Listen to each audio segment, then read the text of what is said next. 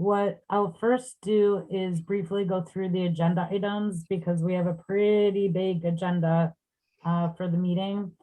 If we have any time after this, at the end of the study session, perhaps we can go a little bit more in depth on some of these. But if not, then we'll just take that up at the scheduled time on the agenda. Is Mark Cornelis on here? I just want to make sure. Okay, I see him. Okay, so also please bear with me. I've lost my voice and it's taking ages to come back. So I don't sound quite the same, but at least I have a voice at the moment. So Sound better than you did last week. yeah, guess it's getting a little bit better. Okay, so on the agenda, we have 23 East 8th Street. They're requesting an addition to that building. It's where Jimmy John's is, to the 3rd level. It's a big balcony. It's gone through to DDA.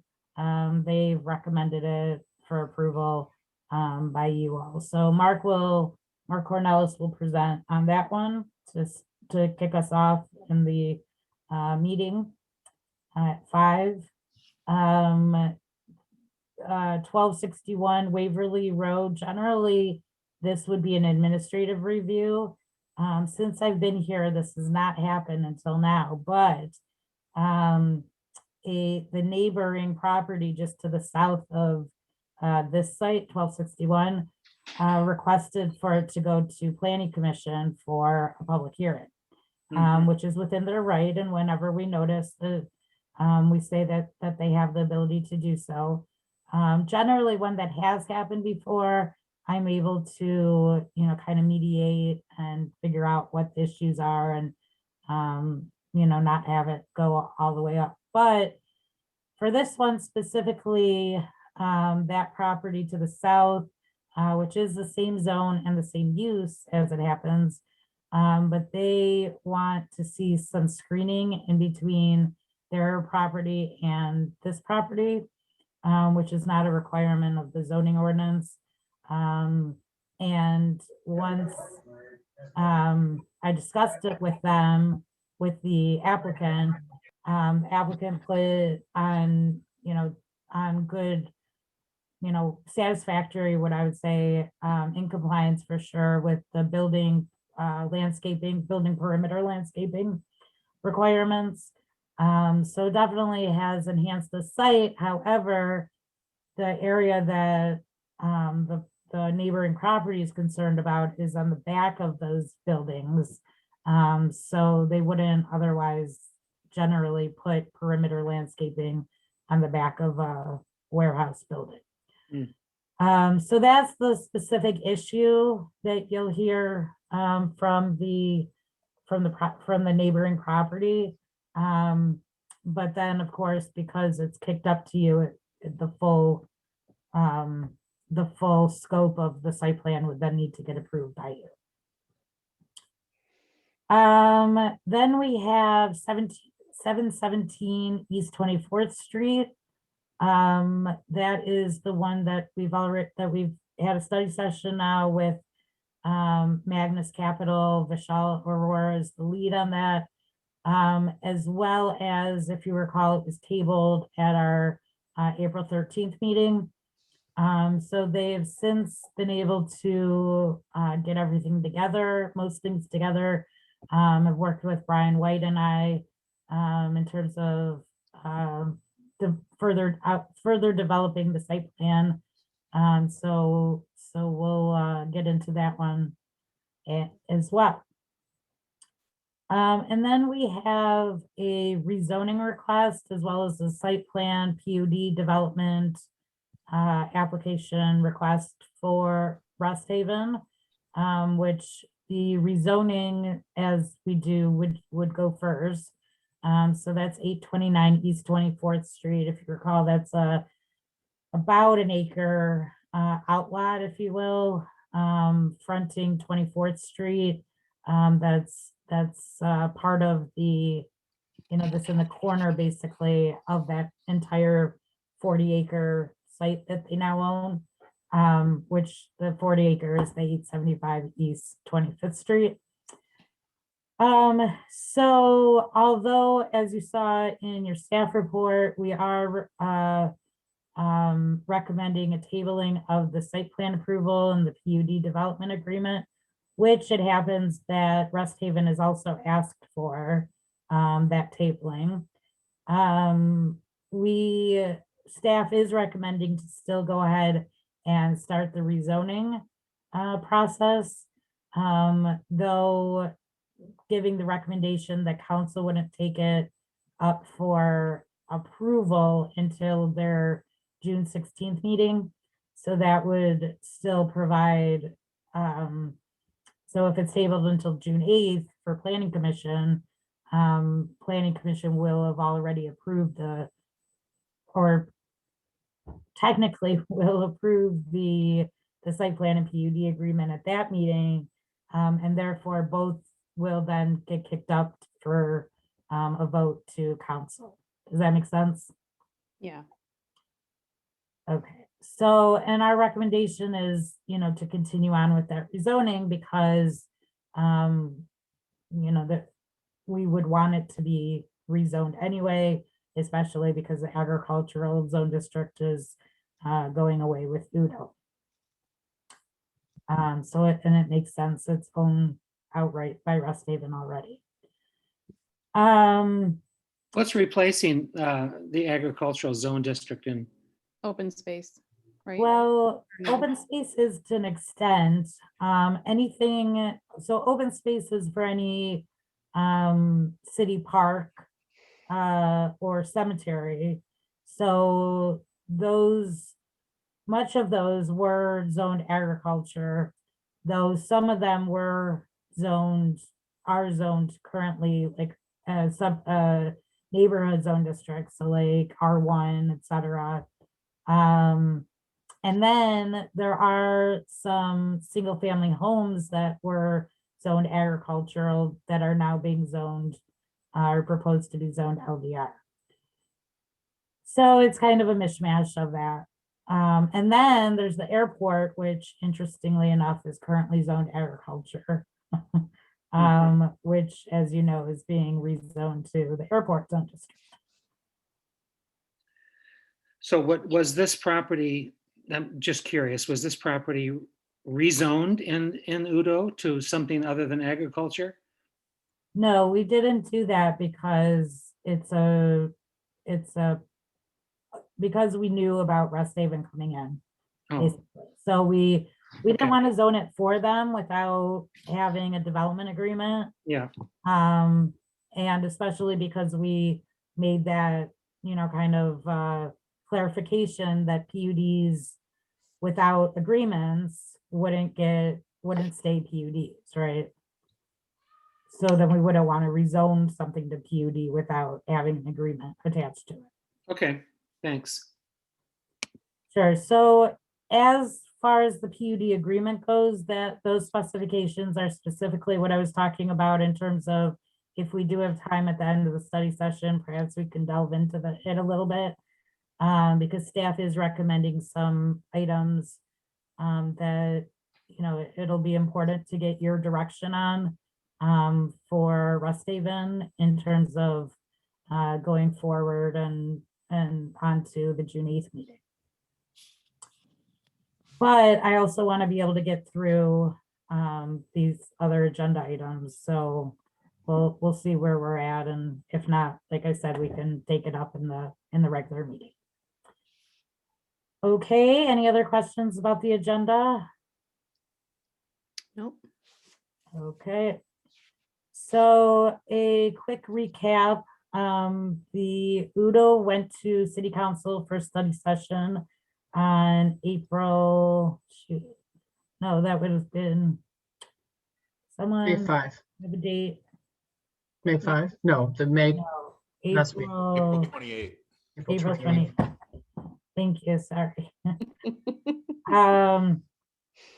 And Chris Corey and I presented. And then there were some questions and comments, specifically as we expected, right, about LDR and TNR. A little bit about downtown parking, and the heights of the north downtown buildings were brought up a little bit, about the 12-story heights, or yeah, 12 stories and 9 stories. And specifically, their concerns, DDA's concerns about us permitting 300 square foot minimum size apartments and only requiring one parking space per dwelling unit. So a lot of what we've heard about before. There were, and maybe Lynn, if you want to touch on it, Lynn brought up, Lynn and Jay actually were talking about, Jay Peters, impervious surface requirements in the neighborhoods. I don't know, Lynn, do you want to talk about that at all? Yeah, I was just there. Someone had brought up in public comment several times about the inconsistencies with section 6 and residential, because section 6 and all the sustainability guidelines don't apply to the residential area. And one of the things that was brought up several times was that there wasn't an impervious surface maximum for backyards.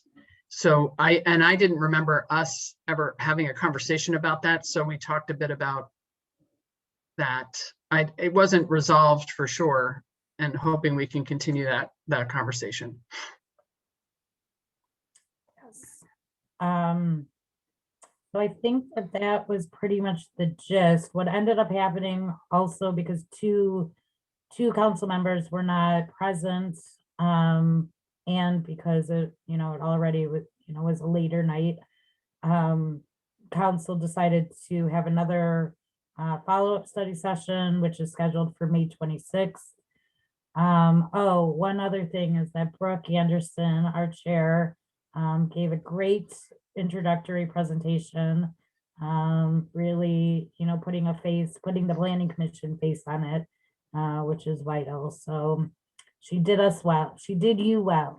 She did. I was going to say that if he hadn't said it, because she did a really great job of introducing us, representing us as people that have been working on this for a long time, who are normal, intelligent people who really have been working hard at it. I thought you did a great job, Brooke. Thank you for that. Yep.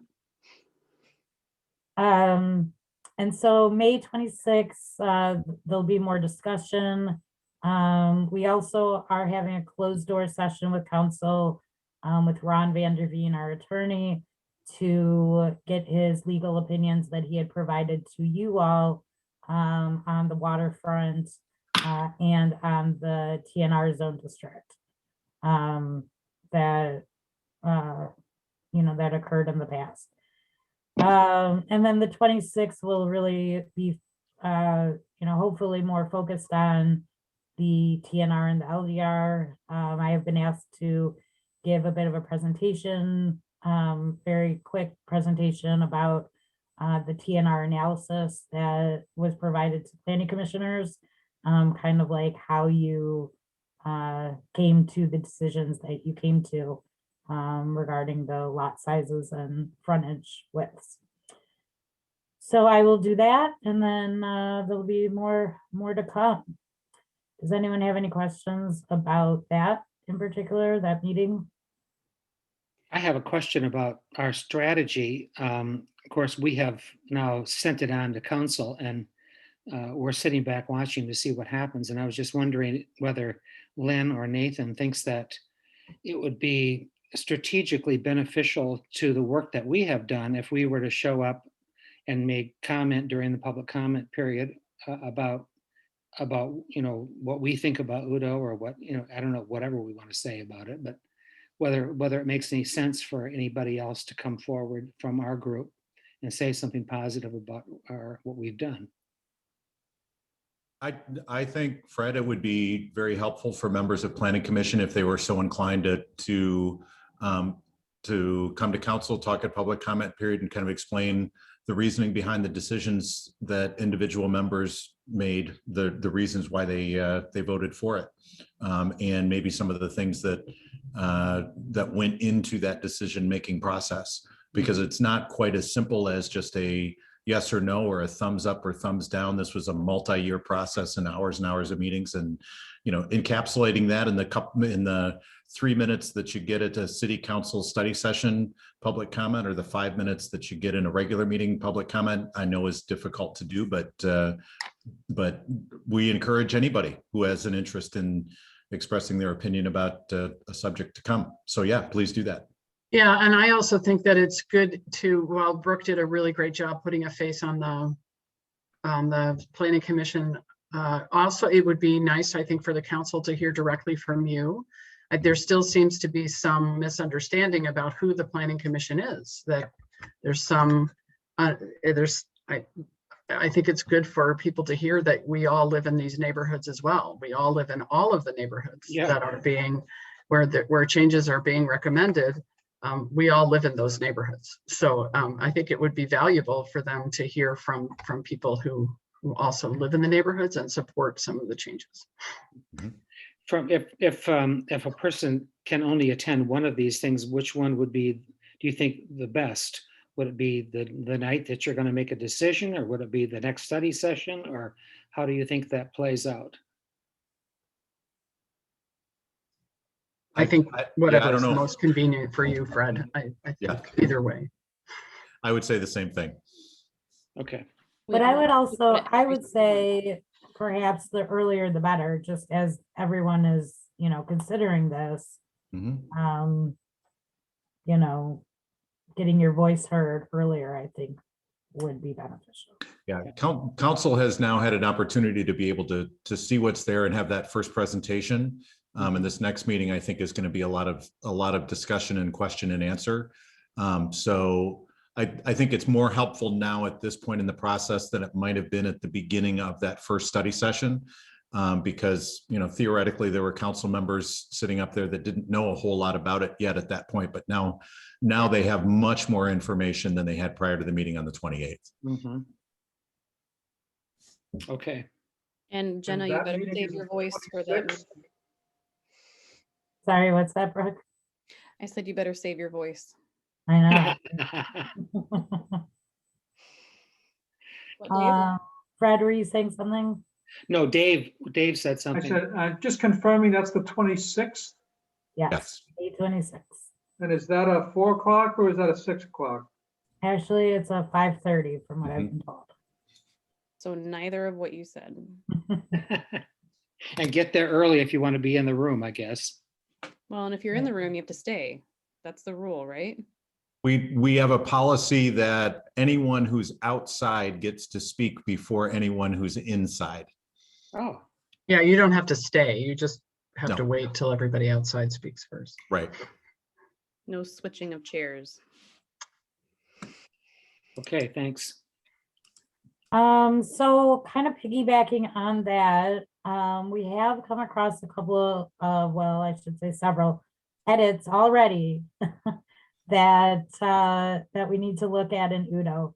So we've conferred with Ron on it, and we're still, kind of finding out what the best policy is to make those, whether or not city council could just approve them without anything coming back to planning commission, or if things need to come back to planning commission and then go on to council, or if we should just wait for some edits until Udo's adopted and, follow it up with the next meeting, bring some edits.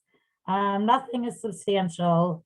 The one item that we have heard back on is that as I was going through article or chapter 32 of the code of ordinances, of the existing code of ordinances, I came across several items that we being Chris and I and Mark, intended on bringing into Udo, but failed to.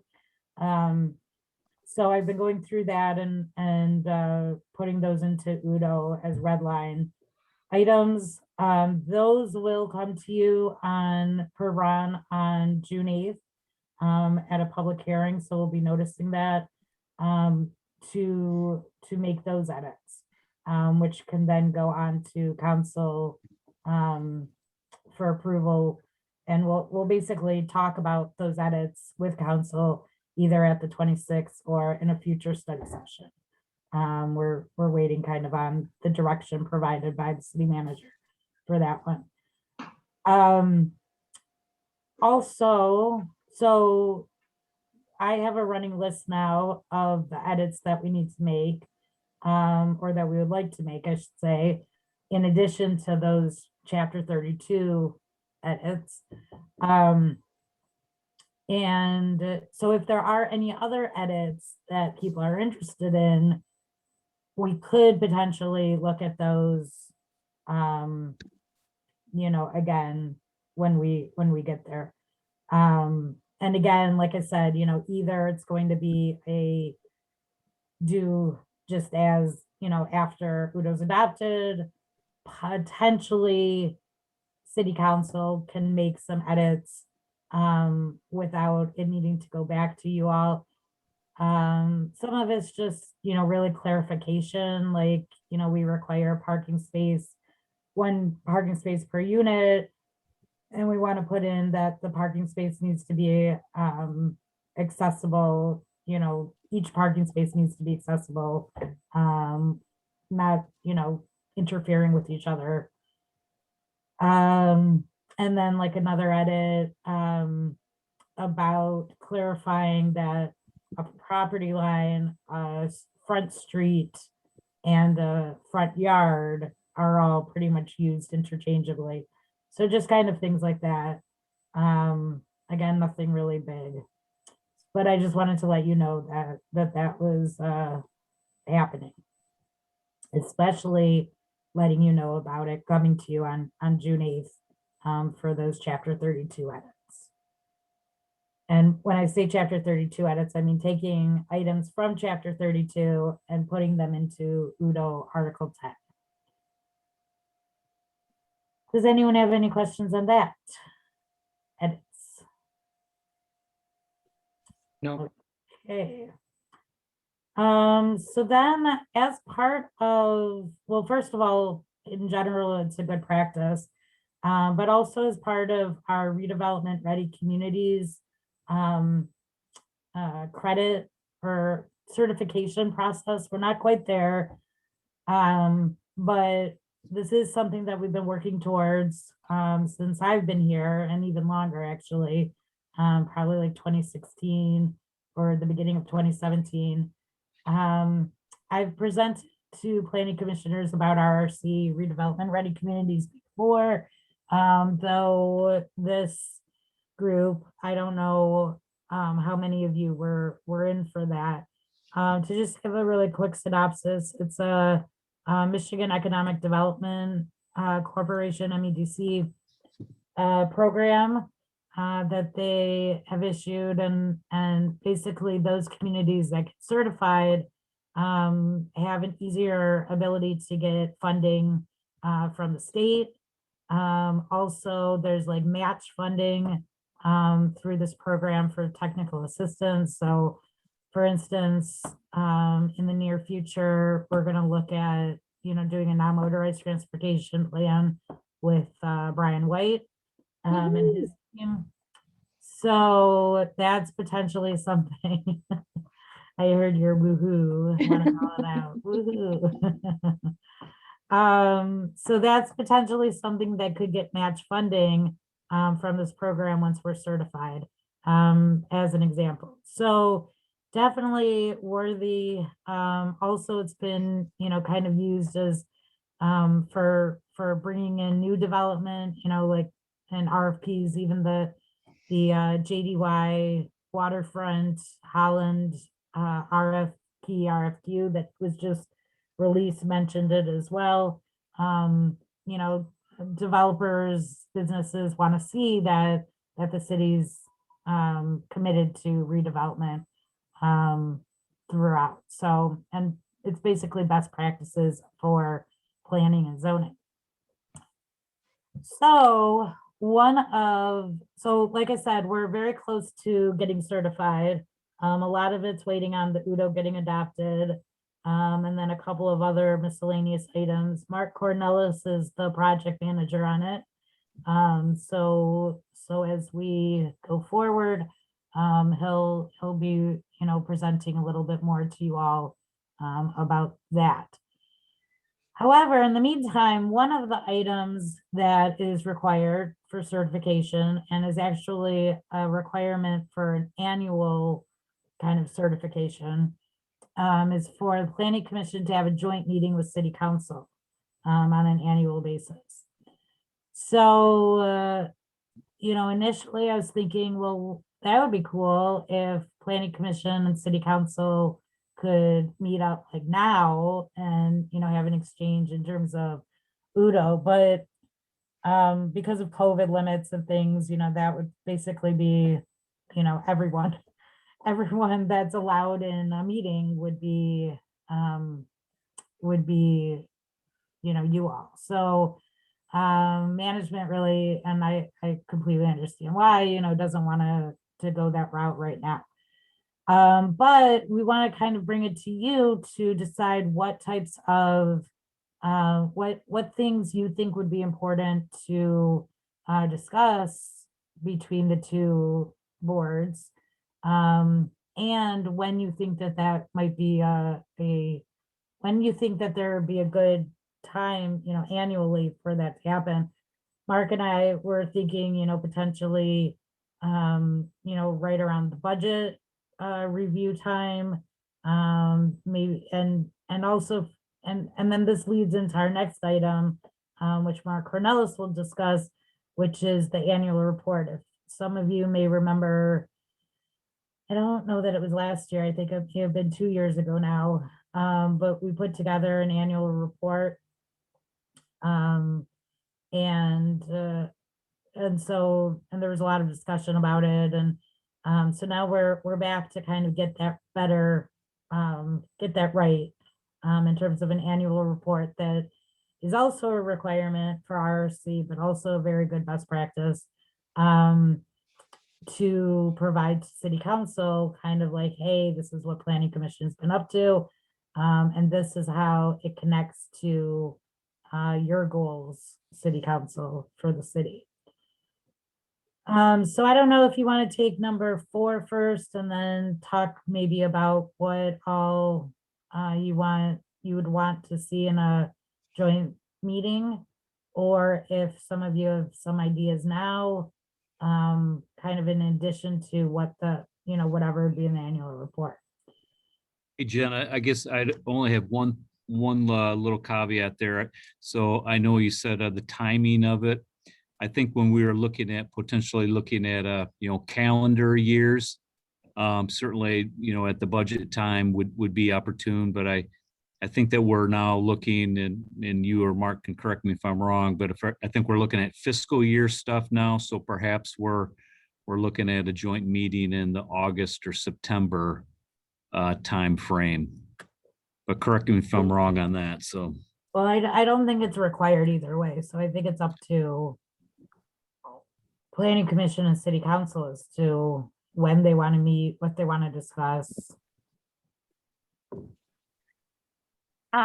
It's Jennifer, and I don't know that I have all the ideas and discussion items, but rather just to say redevelopment ready communities is a really important certification for the city to receive. And it is also a lot of hard work.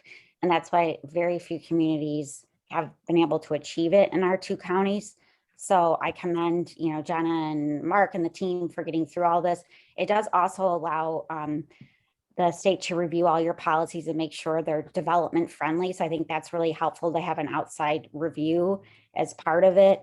But having this does allow access to a lot more funds. So I think it's a good thing. I think that meeting with the city council joint meeting would be nice to do. I'm not quite sure about the agenda topic, but getting this certification really does open up a lot of good doors for the city. Jenna, correct me if I'm wrong. I don't believe the meeting has to have happened before we achieve certification. We just have to have a plan to follow through with the meeting. And same thing with the annual report.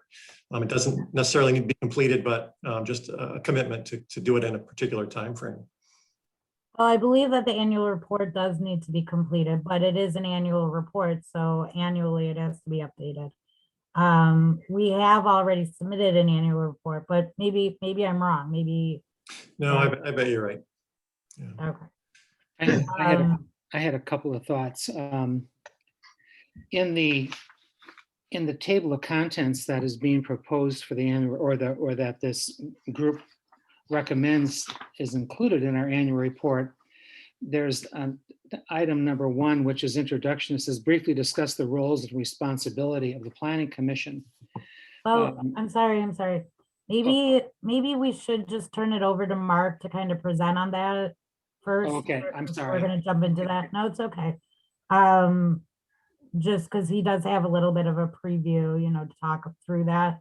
I guess I was opening it up to see if there was any initial other thoughts. I have another thought about topics for the Joint Commission, and that is, I think that it would be nice to have kind of a facilitated discussion between council and the Planning Commission about what the planning priorities are in our community. I think if we were to list several of them, or can come to some kind of an agreement that these are priorities that we should be working on, then it wouldn't come as any surprise if we were to actually start working on that and coming up with it. And so it wouldn't, we would bypass the question, who came up with this idea, when in fact we came to it together and we came through some kind of a facilitated discussion. Or certainly council is aware of planning priorities in our community. And I think it'd be nice to have 2 or 3 of them that we all thought, would be really useful for us to work on. And it may have a nice discussion between the 2 bodies about what those priorities are. It also sounds like something that would be really beneficial when we do the master plan update. Yeah. In terms of establishing those priorities. Yeah, it's like where we go from here after this annual report, that kind of a thing. What are some of the, I mean, we have the master plan that has plenty of things in it that we probably haven't done yet. And certainly our planning staff can make recommendations about what they think are important things that we need to do in our community. But it'd be nice to have council listen to that and come up with their own ideas about what we might do next. It might be helpful, Jenna, to have that at the beginning of the budget process as just another way of gathering input. I mean, that can happen probably anytime in the fall into the early winter, but that might be, as you're thinking about a time frame, I think it would be helpful to council to get that kind of input. Yeah, back to Mark's point earlier, I think when I put together the report, and Jenna, do you want me to share my screen, or do you want to pull up that staff report? No, you can go ahead and do it if you'd like. I'll stop. What'd you say? You can go ahead and do it. Okay.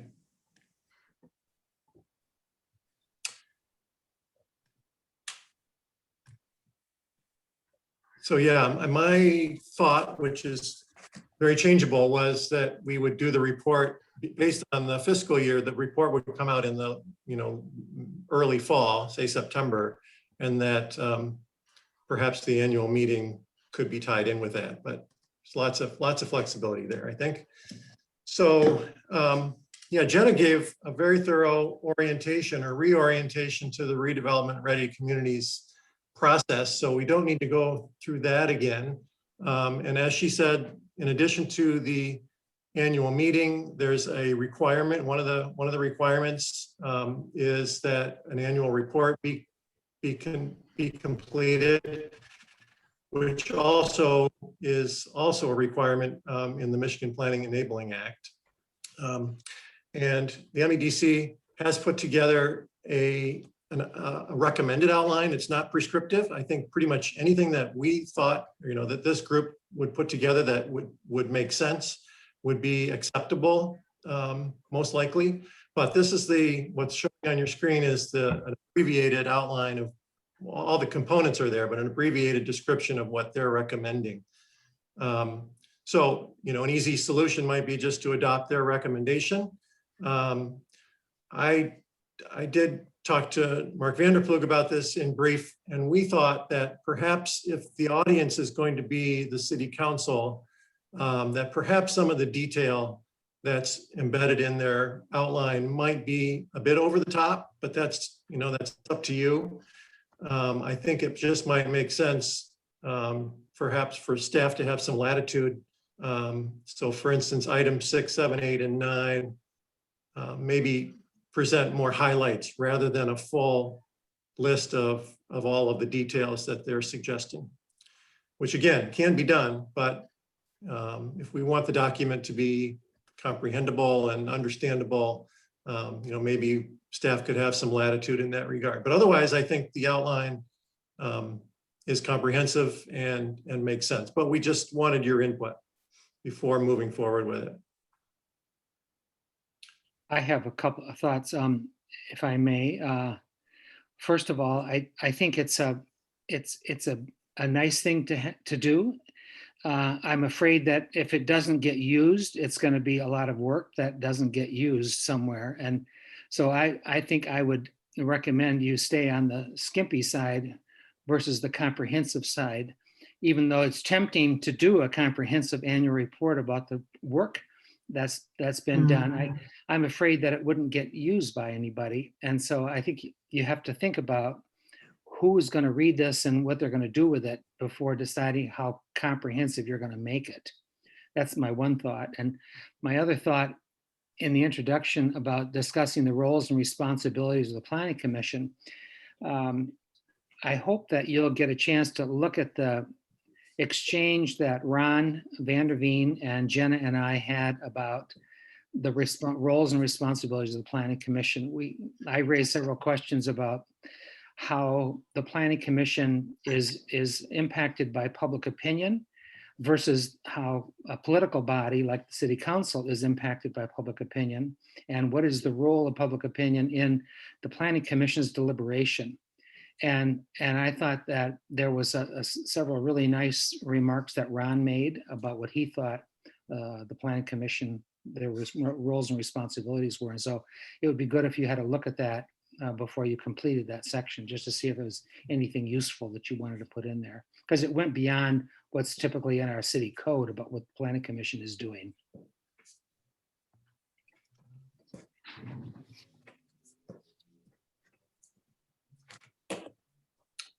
Other thoughts about the content of the annual report or the timing of it?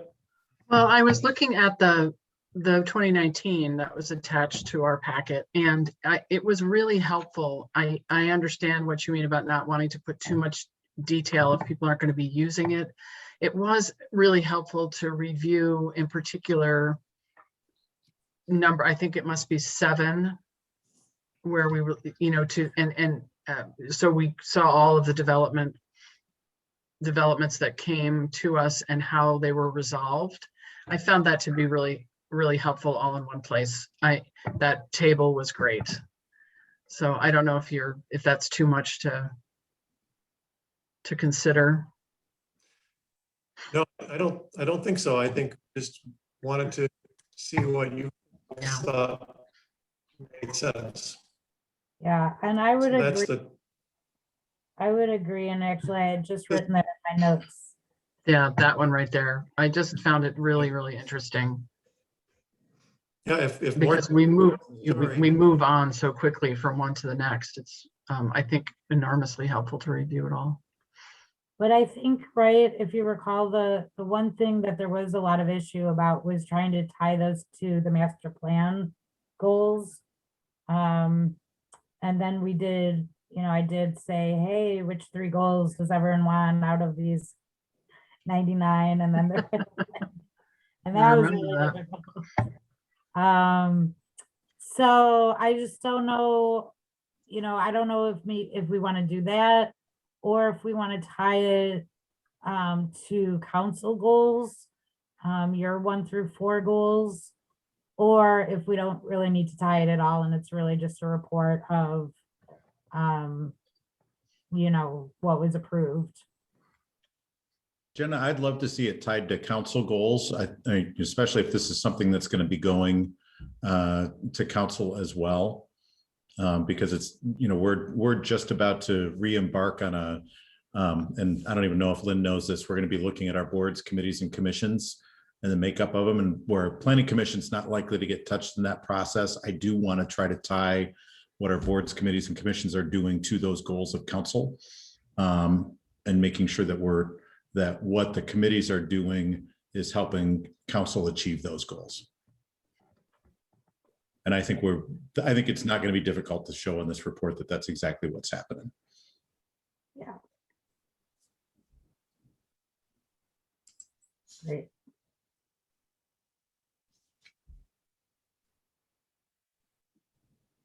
So sounds like we're moving towards adopting this general outline, provide sufficient detail, as Lynn was suggesting, to kind of tell the story, and then find some way of adopting or including the council goal content, and making sure that that's clear how all of this ties back to that. Sounds reasonable. Yes. Sounds good to me. And then just for more clarification in terms of time frame for that joint meeting, and I guess also, when the annual report would be ready.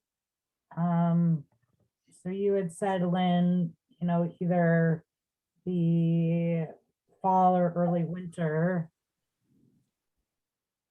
I'm wondering if we can get a little bit more like specificity, maybe make the mayor, if you can. Yeah, I think if we do it before city council starts ramping up its, the coffee with council advance process, so that it can be foundational to that moving forward. I think that'll help council then be setting goals moving forward. I think if you tried to plug it in, anything after mid-December, mid-December through budget time, I think it's just going to get lost in the shuffle. I think it needs to be before that happens. You can tell I have kids because I want to do it before everybody gets sick. And nobody can come. Yep. So do we think September, October? Yeah, I think that's, yep. Okay. Okay, great. Any other questions on that? Nope, it looks good. Thank you. Yes, thank you, Mark. Mark, if you want to stop sharing. Yep, I'm working on it. Your time is up, Mark. You're done. Yeah, I might be able to just take it over. yeah, why don't you try, because I'm not seeing that. Oh, here we go, I got it. Can you see my agenda now? Okay. Yep. Okay, so it looks like we do have a little bit more time. Do we want to take a break, or do we want to delve in a little bit to those items that I mentioned before, specifically Rust Haven? Are we gonna have to do that again for the general public anyway? Yeah, I was going to say, I'm not sure that's fair to the applicant or members of the public who might be coming on at 4 to hear about it. 5. 5, sorry. I could use a little bit of a break, Jenna. We'll just take a break and we'll discuss the items during the meeting. Okay. Does anyone want, 15 minutes is a long break. I know, so. I only need a few minutes, so whatever. Well, does anyone have any other things to talk about?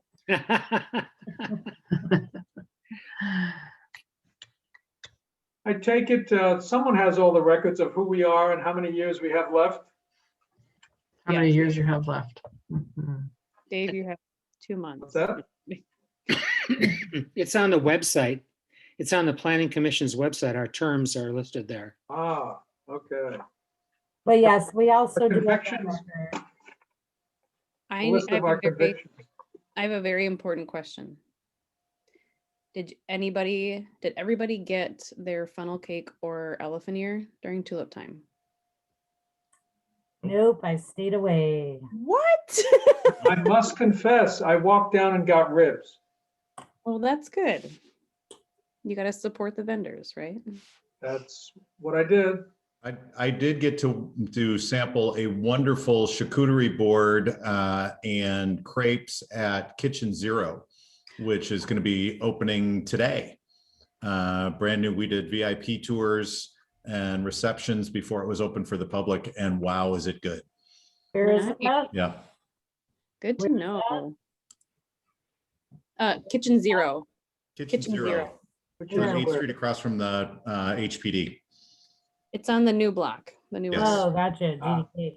Yeah, right next to Market Zero. Coolest name of any store in town. Are you We biased? went- Is We there- went to a movie at Sperry's and Oh, that's a terrific ventilation system going on there. It's all brand new, Nice. super duper healthy and safe. And there was only one other couple in the theater that we Sure. went to the movie. But anyway, we got it started. We used to go there every Sunday, and so we're getting back into the Oh, rhythm that's of it. nice. So, yeah. I just read in the Sentinel that they were gonna give free tickets on Yeah, Friday. they're giving free tickets on Friday and the next 2 Fridays or something. So very cool. Not going to tell my kids that. Paquito, I finally went there. I hadn't been there, and Paquito is amazing. huh. I haven't been there yet either. I was gonna say that the tacos at Bar Plus Taco is really good. Bar Plus? Or is it called Taco Plus Bar? It's called Taco Bar. I don't Yeah. know. Taco Plus Bar, yep. Is it? Where is that one? It's Butcher's The old, old, the old Butch's. you know, the blue building, down across from Padnos. We're playing Crilly. Across. Oh, that taco bar.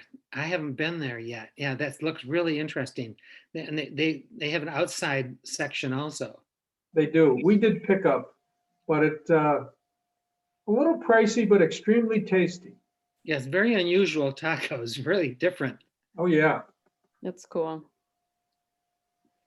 Okay, so maybe we should take a break now. Now we have 10 minutes. So that everyone's back, with 5 minutes to spare. Okay, okay. We're taking a break. We're just chatting. We are, yeah, this is a break. This is like when you arrive and you can talk before you have to work. Exactly. Public as such, The things we don't get to do.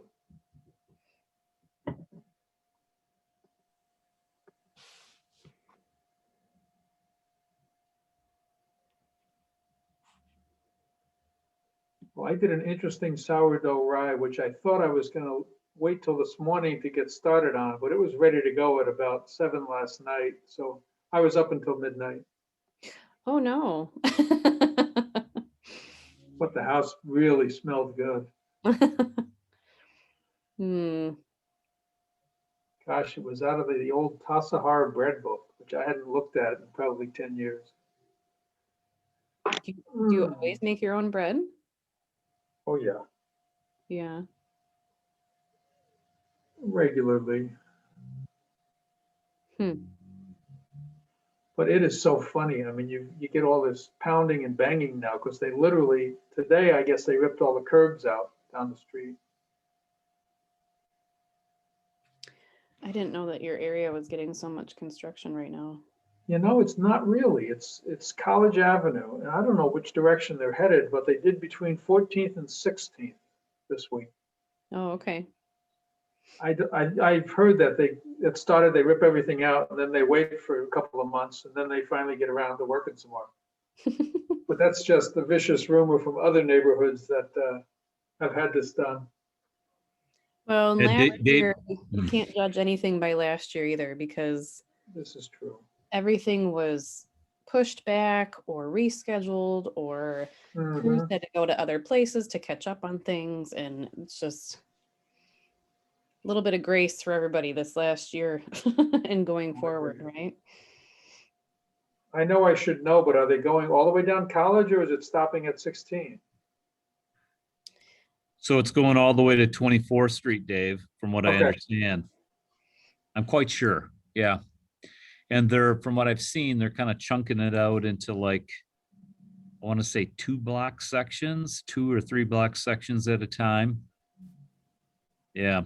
Will they finish one before they, or at least almost finish before they start the next, or are they going to try to pave them all at once?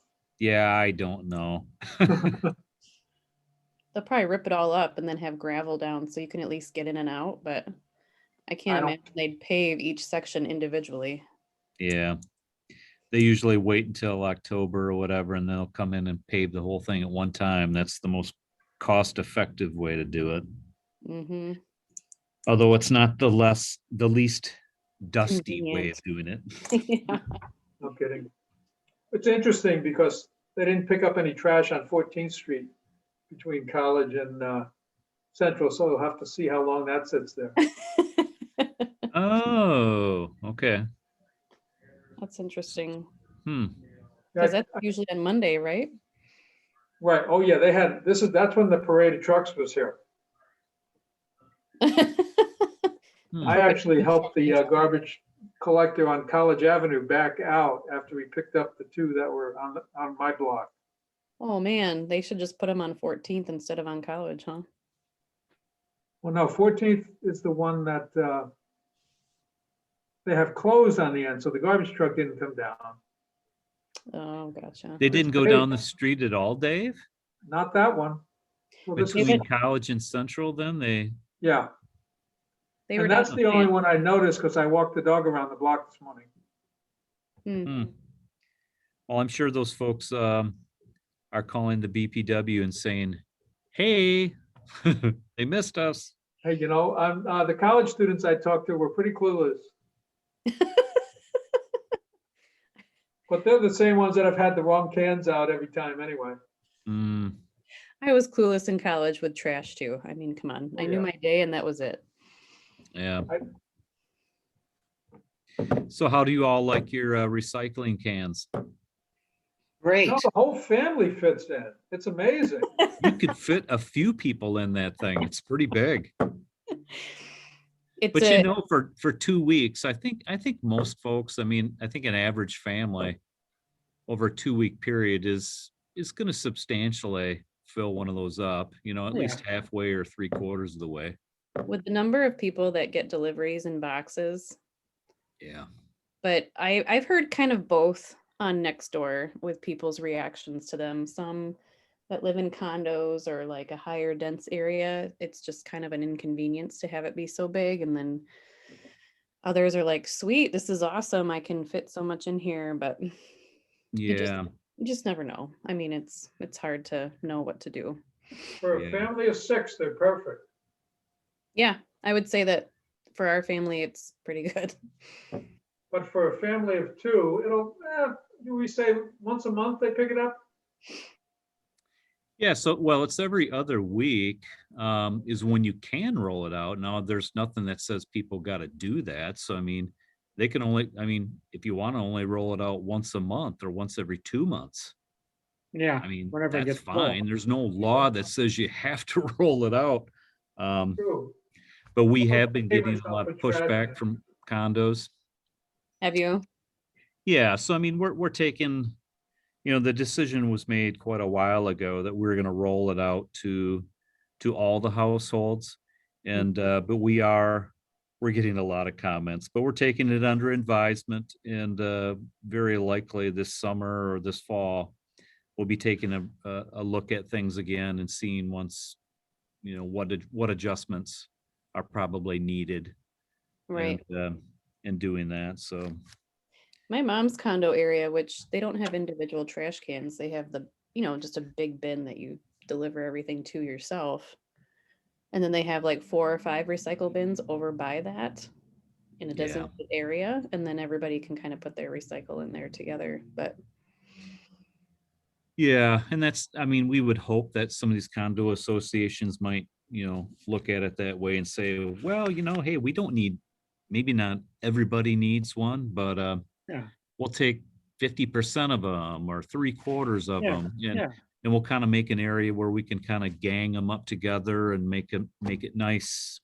Perhaps do some fencing and stuff, but I think people are just kind of, a lot of folks are still taken aback. It's change, you know? Yeah. So people are like, what do I do with this big can? I know, it's hard. I'm not happy. Well, Yeah. you know, too, I mean, when you consider the facts of those yellow bags disintegrating in the process, I mean, it was just appalling. We all thought that they were being recycled. It was just all coming apart. Yeah, I mean, you're really correcting for an incredibly bad situation. So, yeah. Well, and you know what, Fred? I mean, you know, quite honestly, most of the recycled materials were going to China, you know, Yeah. years ago. And they quite honestly were willing to take a lot of contaminated materials. So, you know, with the yellow bag program, I mean, a lot of it was contaminated, but you know, Chef Container at the time, they would push it through and there didn't seem to be any issues. But once the China did their, what do they call it, the China sword or whatever, and drastically changed the contamination rates that are accessible, which was completely fine for them to do, you know, that Yeah. was a game changer. So suddenly, you know, suddenly our program kind of became, oh my, yeah, there's not much of it getting through the system that actually would be clean. So that was a big moment when that happened, that really kind of like, yeah, we need to move away from the bags and move to a carted system. So, but it's Now a you big just have to change. see how clean the trucks are when they're emptied. My guess is the same people that were dumping dirty recycling into the yellow bags are also dumping dirty recycling into the beautiful clean cans we just got.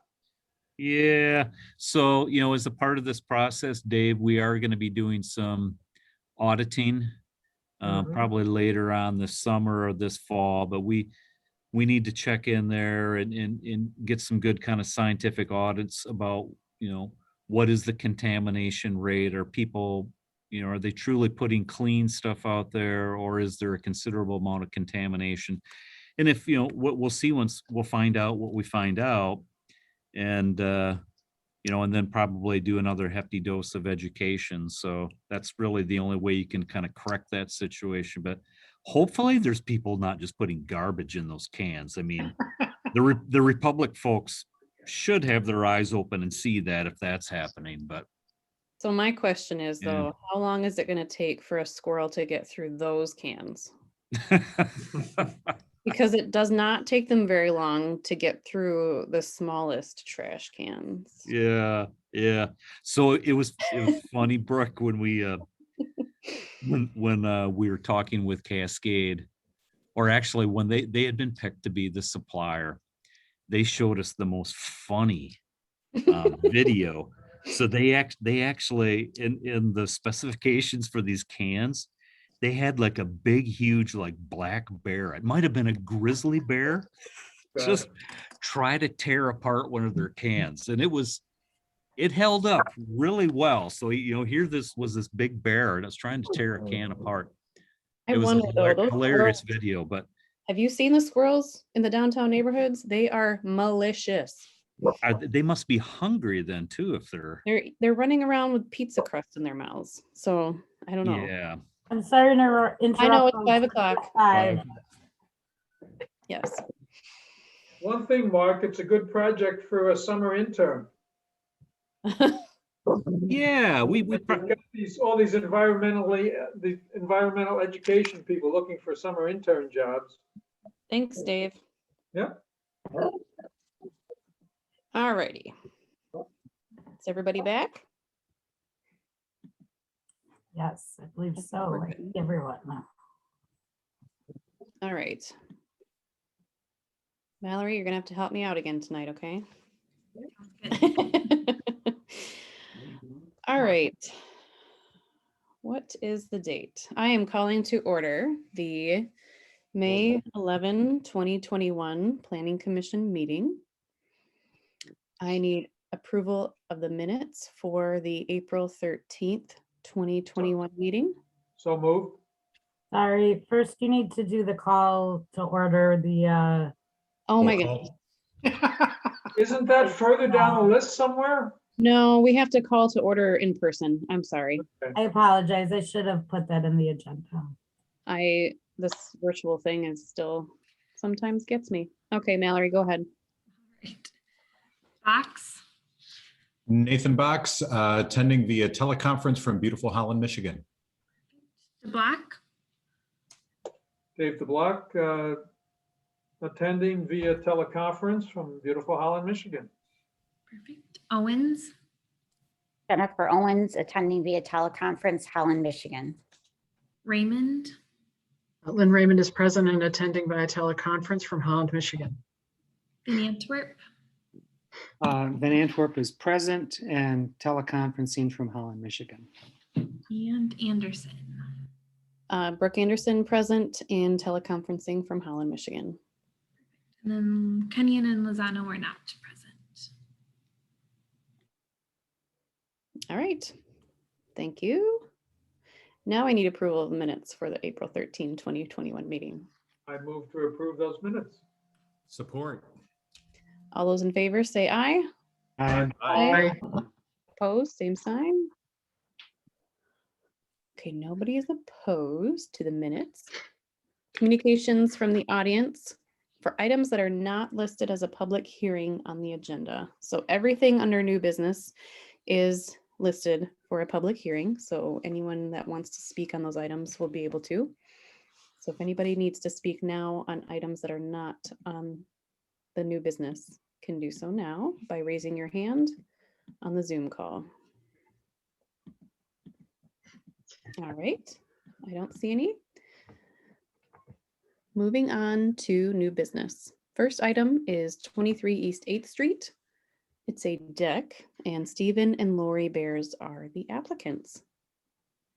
So I saw that there was Mr. Bears. Yes, there you are, sir. And Jenna, did you need to say something about this Yep. before the applicant? Yeah, so Mark Arnellis is going to. Mark, would you like me to bring things up or would you like to share them? I thought I did. Are we seeing the staff report now or not? We No. still have the agenda. We're on I Jenna's. think you need to, Yeah, I can share it real quick. okay, Staff report or the, sure. Staff, let's go with the staff report. Okay. And just FYI, the name of the applicant is pronounced Nurse, Stephen and Lori Burse. Burse. First. Thank you. Just a second. There you go. There it is. All right, so, yeah, I think this one is going to go through relatively quickly. We just have an applicant. The applicant, Stephen Lori Burse, are requesting approval to build an 18-foot by 29-foot deck off the rear of their building located at 23 East 8th Street. And of course, the rear of the building overlooks 7th Street and the parking in between. The deck would be built at the 3rd level of the 3-story building, which puts it at about 24 feet off the ground.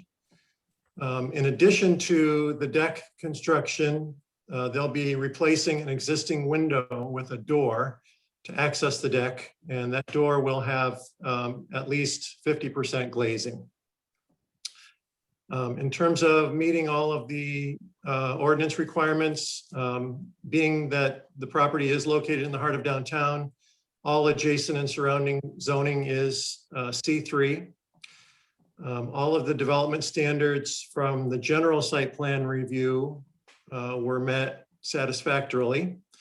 And then because of the nature of the project, very few of the requirements for the other C3 sections 39-128 and 39-29, very few of those actually apply to this particular project because of the limited nature. But again, all of the requirements were met satisfactorily. As Jenna said earlier during the study session, the plan was approved by the DDA, and that occurred at their meeting last week. And then finally, all the comments received from city departments did not raise any concerns with the plan and did not recommend any conditions. So the recommendation from staff is to approve the plan as proposed.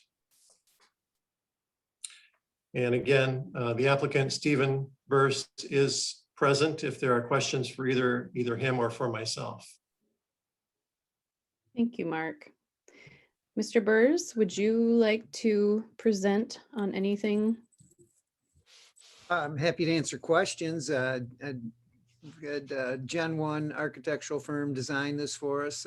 They did our first project in 2012. They also are responsible for the one next door to us that's being redone right now.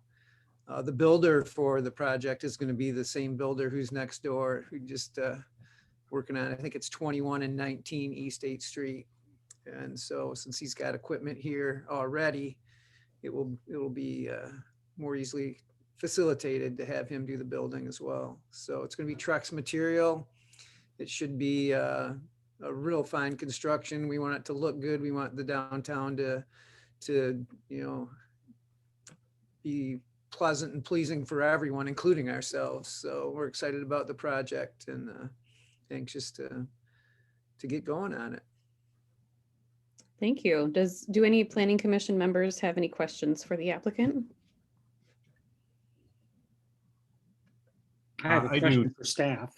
I have one. It can be either for staff or for the applicant, but it's hard to tell based on the drawings. Does this extend beyond that lower level, or is it just connected onto that first, that on the north elevation there? It looks like it's Right. Yeah, it goes straight up from that north elevation wall. okay. So it does Right. not extend or doesn't overhang the stairway or the parking lot.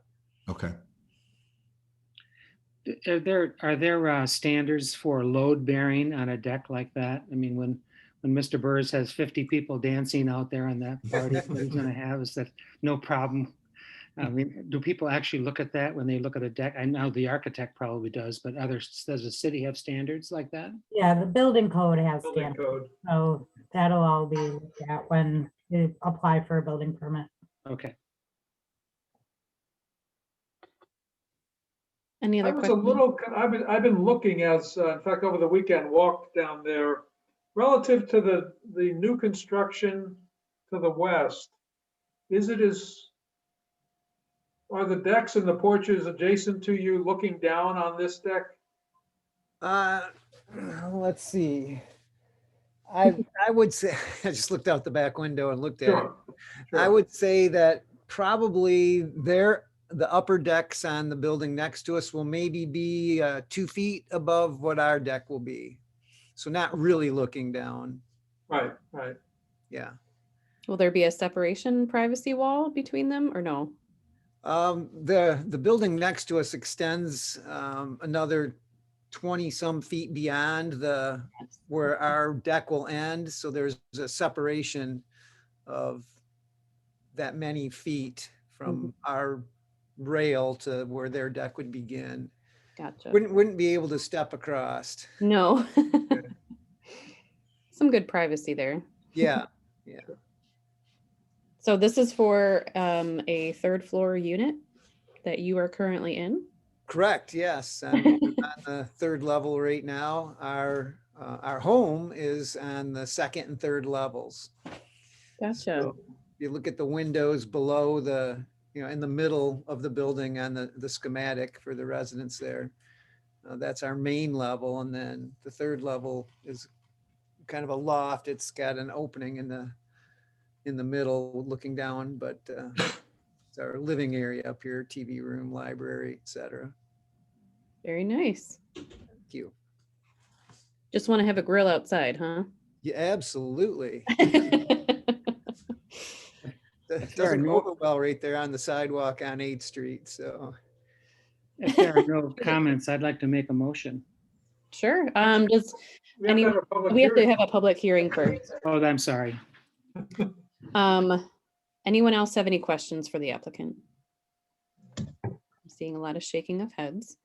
Okay, at this time, I will open a public hearing. And if anyone has anything to say on this item, you can raise your hand through Zoom or you can wave at me. I'm scrolling through all the members that are present. I'm not seeing any. Are you, Mallory? No? Okay. I will close the public hearing. Any more discussion or motions? I'd like to make a motion to approve the site plan with no additional conditions at 23 East 8th Street, Suite 200. And I would second that. Okay, Mallory, can you do a roll call vote, please? Right, Van Antwerp, Yes. DeBlock, Yes. Raymond. Yes. Owens. Yes. Box. Yes. Anderson. Yes. Motion to approve passes. All right. Thank you, Mr. Burrs, for hanging out with us tonight. Well, thank you very much. I sure appreciate it. We love Take being. care. All right. Mr. Burrs, you'll receive a letter of approval from staff. And then you can go on to apply for your building permit as well. Okay, all right. Thank you very much. Thank you. All right, next item on the new business agenda is 1261 Waverly, the warehouse. And I'm not seeing the agenda right in front of me, so I don't have On the the, bottom of the first page. You don't have, I'm not seeing the agenda right now. Oh, do you need to see the agenda? I don't have it in front of me, I'm sorry. Okay. I'm getting there. It's 12, I mean, I can tell you what it is. It's Well- 1261 Waverly. right. Yeah. And Lakeshore Industrial Properties LLC is the applicant. Correct. I'm just trying to open the staff report and application.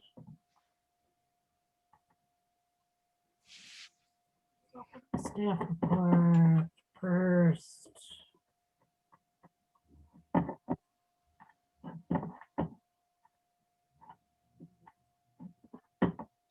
Okay, so this property is located here off of 48th and Waverly. This area right here is already built out. The plan, as you'll see, is for 2 warehouse buildings, both 80,000 square feet, one located in this vicinity, which would be done as the first phase of 2, and then one located in this vicinity. Generally, this is a administrative review, but as was mentioned in the study session, the neighboring property located here did request for it to come to Planning Commission for a public hearing. So what I'm going to do first is turn over to the site plan.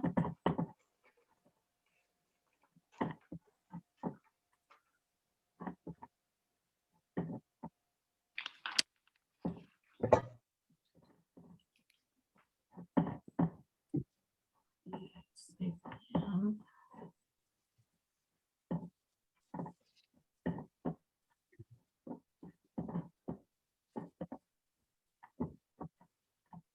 I apologize. Always some type of technical difficulty. Technology is not always our friend. Not so much. Okay, so let's, Yes. okay, so the site plan, as I just mentioned, so access is requested off of Waverly Avenue, and then also off of 48th. These 2 properties would then have shared access. The parking requirements are in compliance, as are the utilities and everything of that sort. Yeah.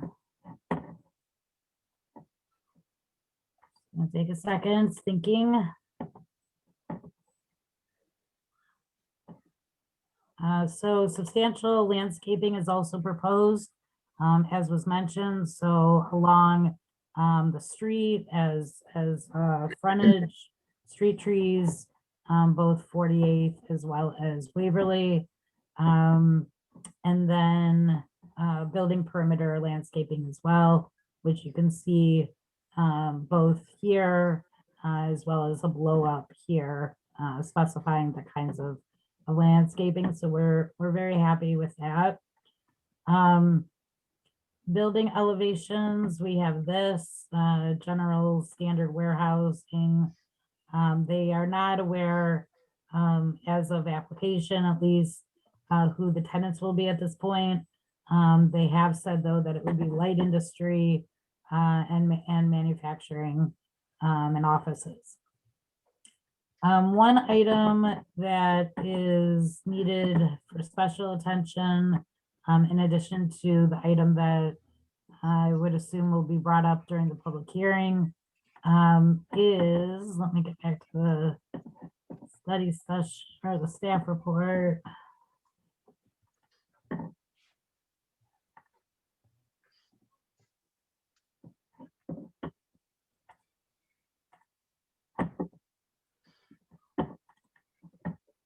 Okay, so sidewalk, as you know, generally sidewalk is required along all street frontages when it doesn't exist. Along Waverly here, there is sidewalk, but it's across the street. They have submitted a waiver requesting that the sidewalk not be required, and staff would recommend accepting that.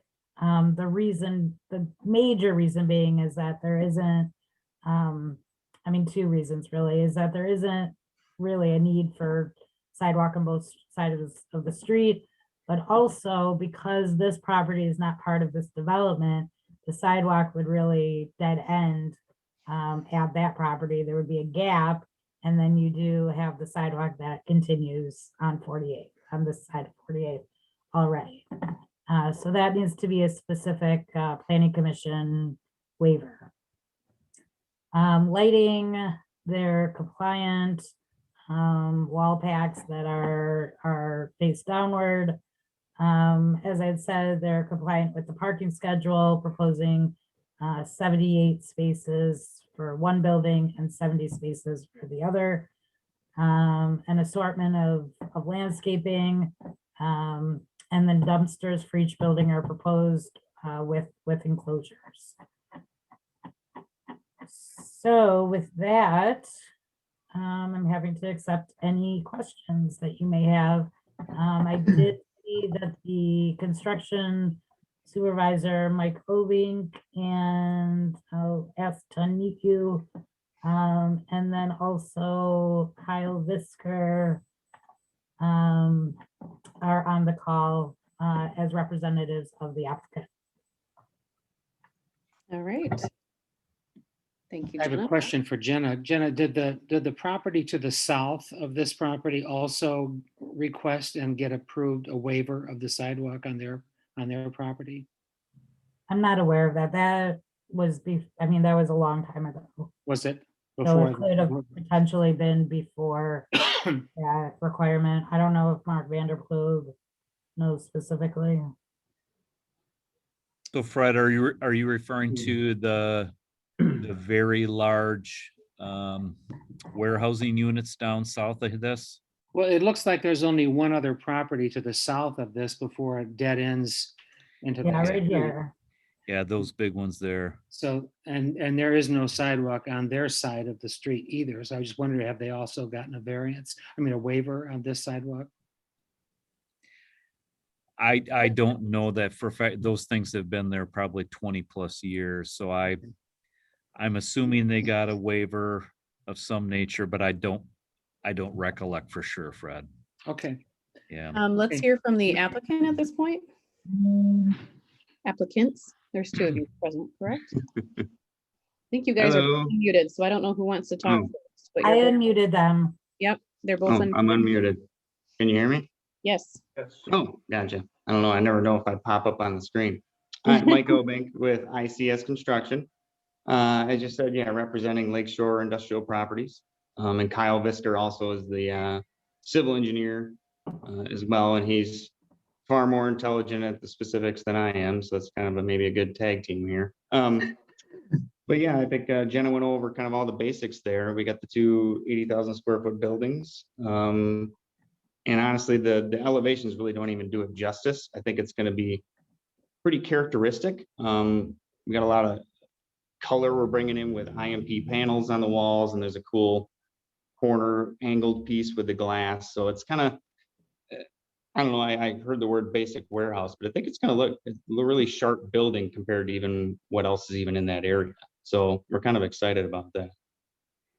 So we're planning on doing the southwest corner there, that 80,000 square foot. And then we do have about a third of it already under lease. I can't release who that is. That's not for me to release, but it'll be a light industrial manufacturing. And hopefully that spurs on more where we can roll right into the next 80,000 on the other corner. So. And this is all planned for when?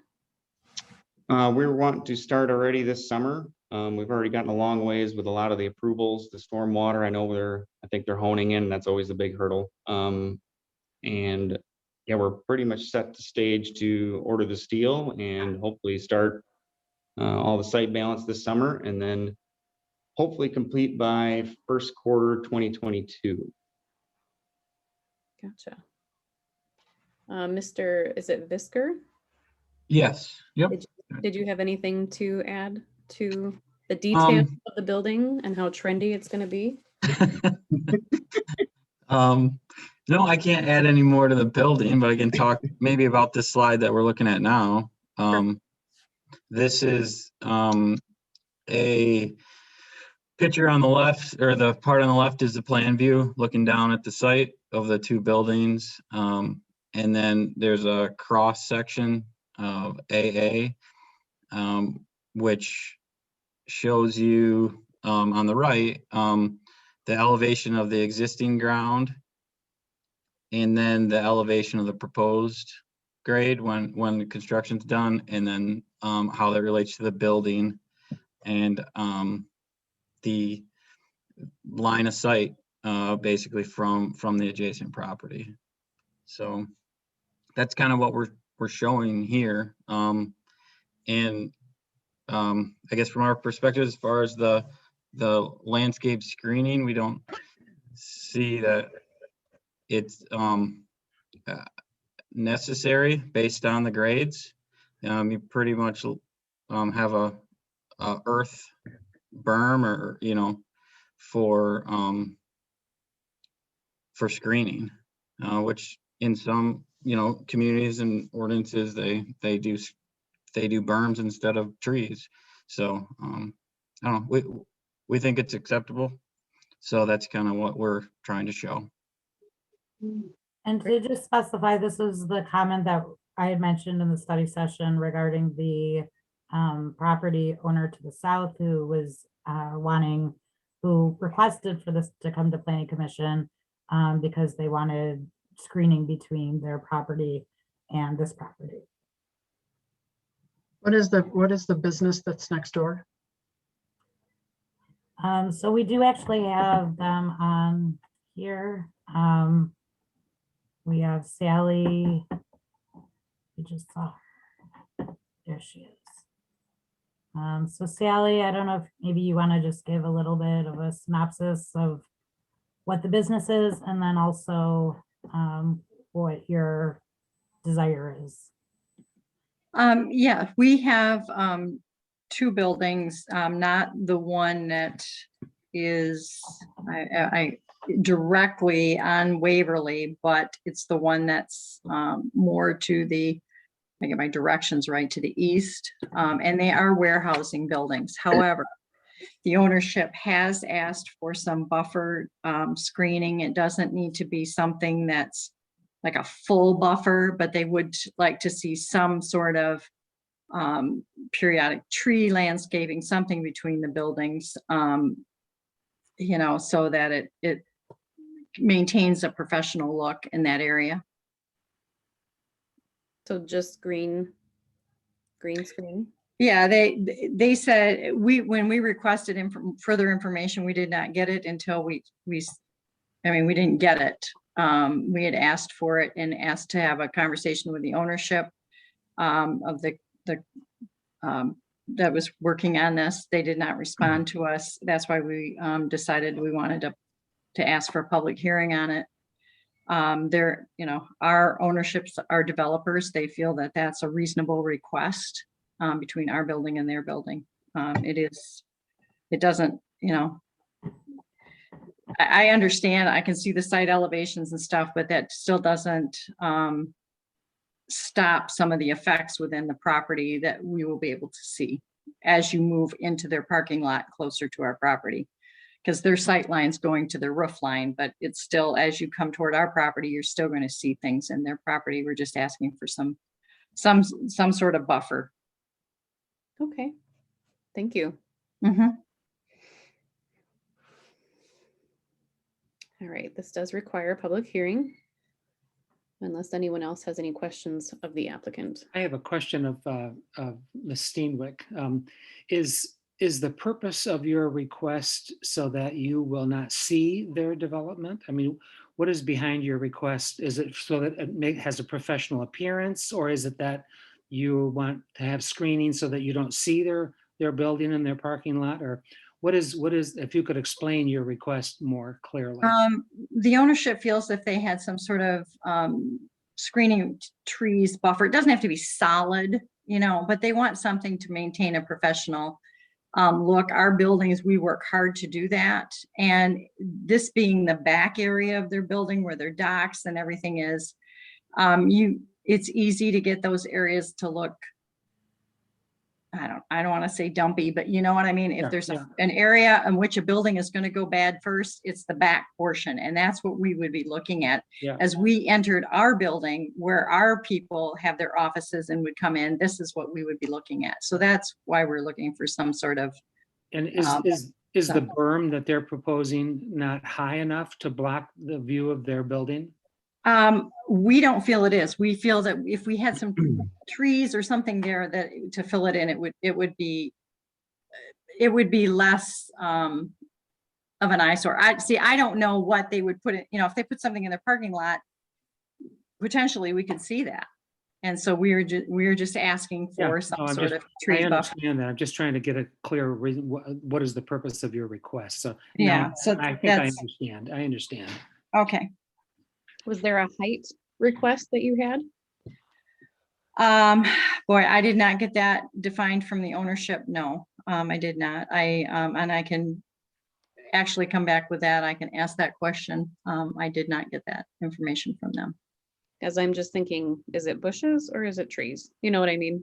I think that, you know, they don't want, like, you know, they're not asking for a solid, you know, fence or, you know, trees every 2 feet or whatever, but I think they're looking for trees, not shrubs. Gotcha. Okay. All So, right. Can I ask a question of the applicant? Mhm. Would you be open to a meeting with your neighbor to talk this through and see if there are solutions versus, you know, planning commission discussing what the solution should be? Right. Yeah, we did, and you know, I guess it's hearsay or whatever, but I know I personally reached out trying to get a hold of the neighbor here, and I kind of I was honestly just trying to be like, all right, let's connect these owners, let's have them talk. They walk out there, problem solved, done deal. But it didn't kind of get that way. It was kind of like, no, we really want screening, and we're like, you know, I don't think we really need that. You got a big hill, you got loading docks. I was like, you know, I don't think so. Can we get these owners to talk? And then that just didn't happen. I honestly tried, but yeah, that's kind of, I think, why we're sitting here, I guess. I'm the property manager and I was not made aware of you trying to reach out, so. Yeah, I think I talked with Eric, I believe. Okay, so as far as the planning commission goes, Jenna, you're looking for us to make a recommendation, or I know that we have to do a public hearing a second, but Oh, we're not in the middle of that? Yeah, so you will need to, yeah, I mean, not a recommendation, either, require that, that provision to add the screening as a condition of approval, or say that it's not. I would say that, just to let you know, in terms of ordinance, there is not anything in the ordinance that says that there does need to be a screening between properties, especially between properties that are zoned the same zone district and the CUs. I think that they have done, I mean, in my opinion, I think that they've done a good job in terms of providing the landscaping, which I shared before. One thing, there are these dumpsters that are proposed in the corner right here and right here. But like, I had said before, dumpster enclosures are also being provided. We're pretty happy with that that they have, it's also due to the topography, but that they have the vegetative swale and the detention basins at this part of the property that does give a nice buffer, and it's a, vegetative buffer between the properties. and the setbacks too. What are the setbacks right now currently? Yeah. And you're looking at a detention basin, and I mean, the Vegetative separation between the two industrial buildings is quite large, correct? Have the, wondering if potential lines are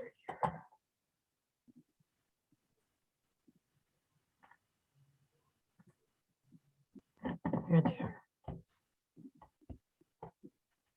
So yeah, I mean, this is 146 feet, almost 147.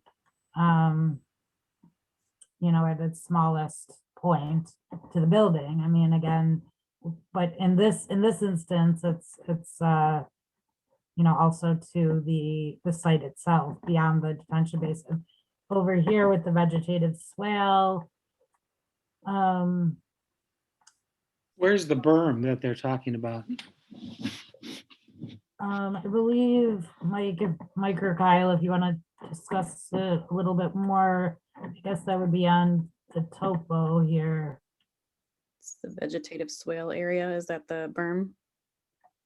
Well, I think Kyle, correct me if I'm wrong. So we're not really, to be honest with you, I don't think the view will really change much. We're not like, are we adding even more to, I know they already have that big kind of wall of dirt right there that looks, the topography, because it goes way up there. We aren't adding to that, right? We're just kind of coming from that.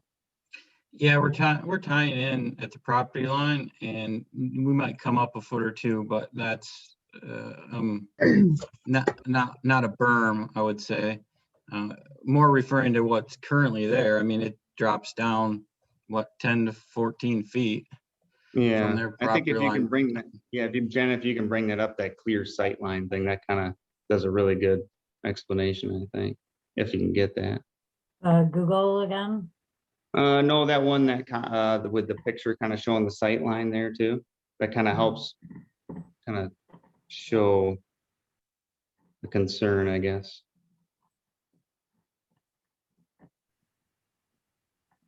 Oh yeah, there we go. So yeah, I don't think the view that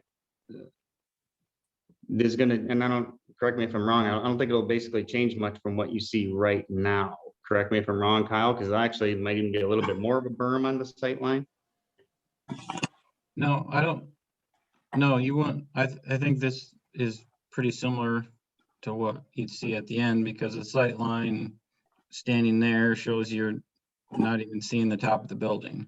So we might see 2 foot of the building or so to the west. So that's the building straight north, right at the bottom of the screen there. The sight line, if you're standing there, and then the other one Yeah, so you see like the top edge of the building, I suppose, if you're looking right at to the northwest. Okay. Thanks, Jenna. Yes. Sure. thank you. All right, at this time, I will open a public hearing on this item for the 1261 Waverly, the warehouse. If anyone would like to speak on this item, the public hearing is open. I think we've given our comments, so. Yeah, Sally, if you want to say your summary again at this point in the public hearing, just state your name and address and we can do that on the record. Sally Steenwhite, property manager for Kajoyan Management Corporation. Address is 7377 Expressway Drive, Suite B, Grand Rapids, Michigan, 49548. We are requesting that an appropriate amount of screening, does not have to be a full buffer, but some sort of screening between our facility,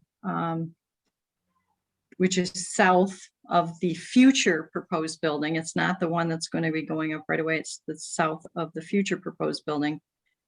Some sort of appropriate screening be put up between our property line and theirs. Thank you. Anyone else on this item for the public Well, the hearing? concern isn't about the one they're building now, it's about the second building. Is that correct? Yes. Yeah, except that they're getting approval right now for both. Oh, Yeah. okay, got it. And my understanding, they share this property line? Yes. All right, anyone else for the public hearing? No? Okay, I will close the public hearing. Now you can ask some more questions and have discussion.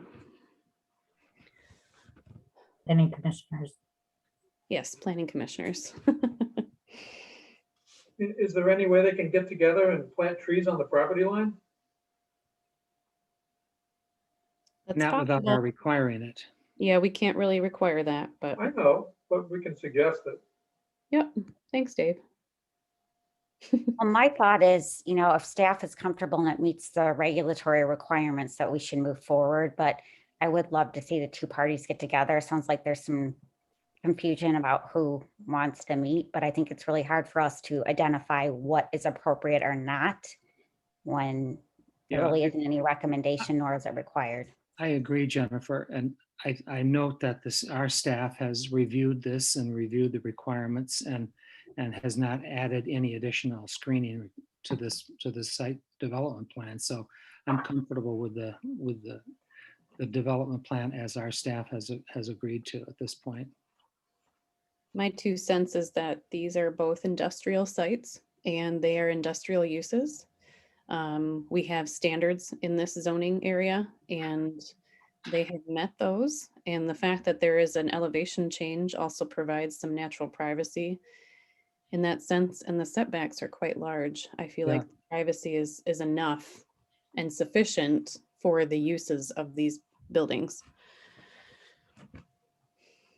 I would agree with the comments up till now. That the real telling thing for me was that the sightline chart showing that really all you're going to be able to see is the top 2 feet of that building or so. That it's not that there's not going to be a huge wall there that you're going to be looking at, but you're just going to be seeing the top of that. The only other comment I would make is in regard to, and I don't know whether this needs to be part of the motion or not, is the sidewalk waiver. That since there isn't sidewalk along the rest of that side of the street, I would be inclined to go along with the sidewalk waiver as well.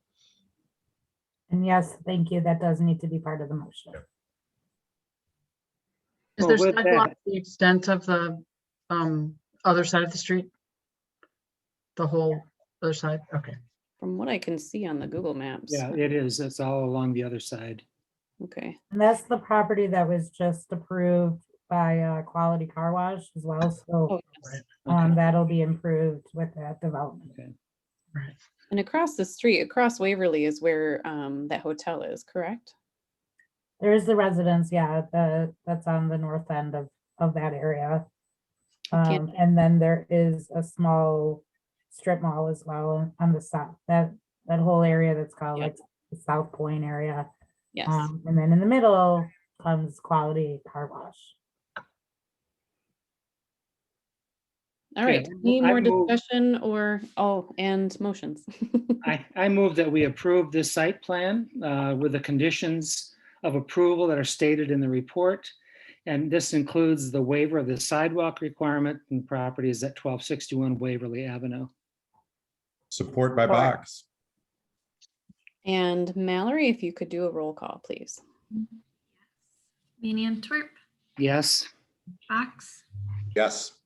Black, Yes. Raymond, Yes. Owens, Yes. Anderson.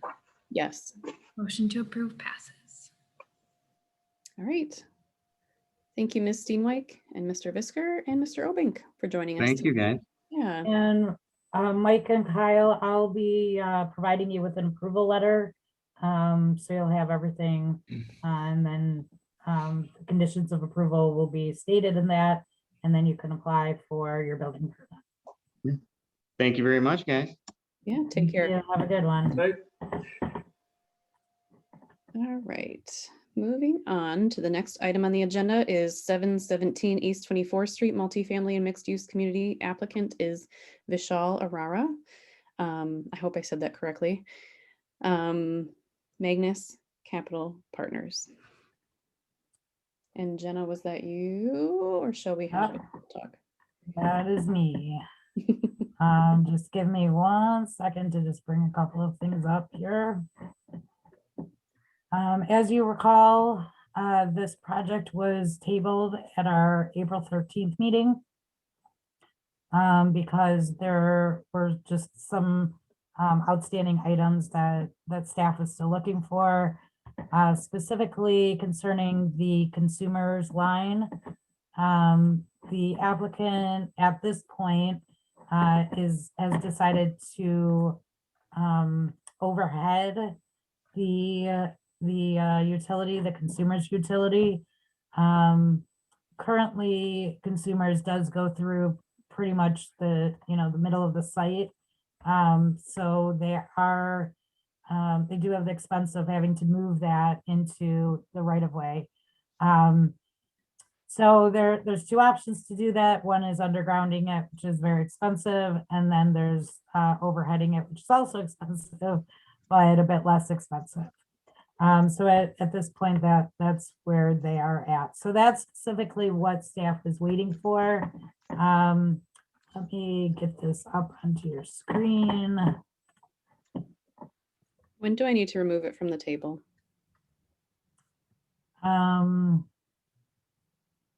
Mark, should they remove it now from the table? I think before we discuss. Yes, I would say so. I move we remove this from the table. And I support that. All those in favor say aye. Aye. Opposed? All right, moving on. Okay, so I'm going to give a brief synopsis again for everybody. So this is located at the corner of Waverly and East 24th Street. Being proposed is a 5-building, 191 units, multifamily and actually mixed use, because there's these 2 commercial buildings being proposed as well. Community. We're very pleased. We've been working with Vishal and his team for many months now. I'm going to bring up this, which has actually been updated a bit. So first we'll go through this one. So the main access point is proposed off of Waverly Avenue. If you recall, there was early discussion per Brian White, really focusing in on trying to get the driveways aligned here. So there's this driveway, and then it doesn't actually show it on this, well, like about right there is the driveway for the Gateway Center, the Holland Rescue Mission Gateway Center. So after a lot of discussion and trying to move it and everything, it was determined that it really wouldn't be possible. In further communication from Brian and recommendation from well, input from Matt Hill, the traffic consultant, while it is something that would definitely, you know, decrease the potential for crashes, and certainly a wish, you know, on the wish list of the engineer and the consultant.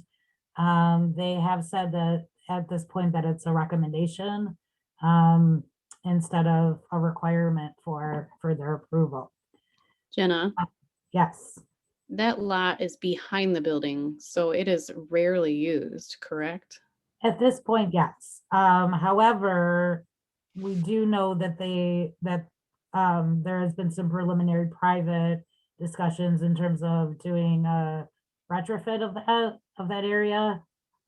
So potentially that the same amount of traffic that exists now may increase in the future.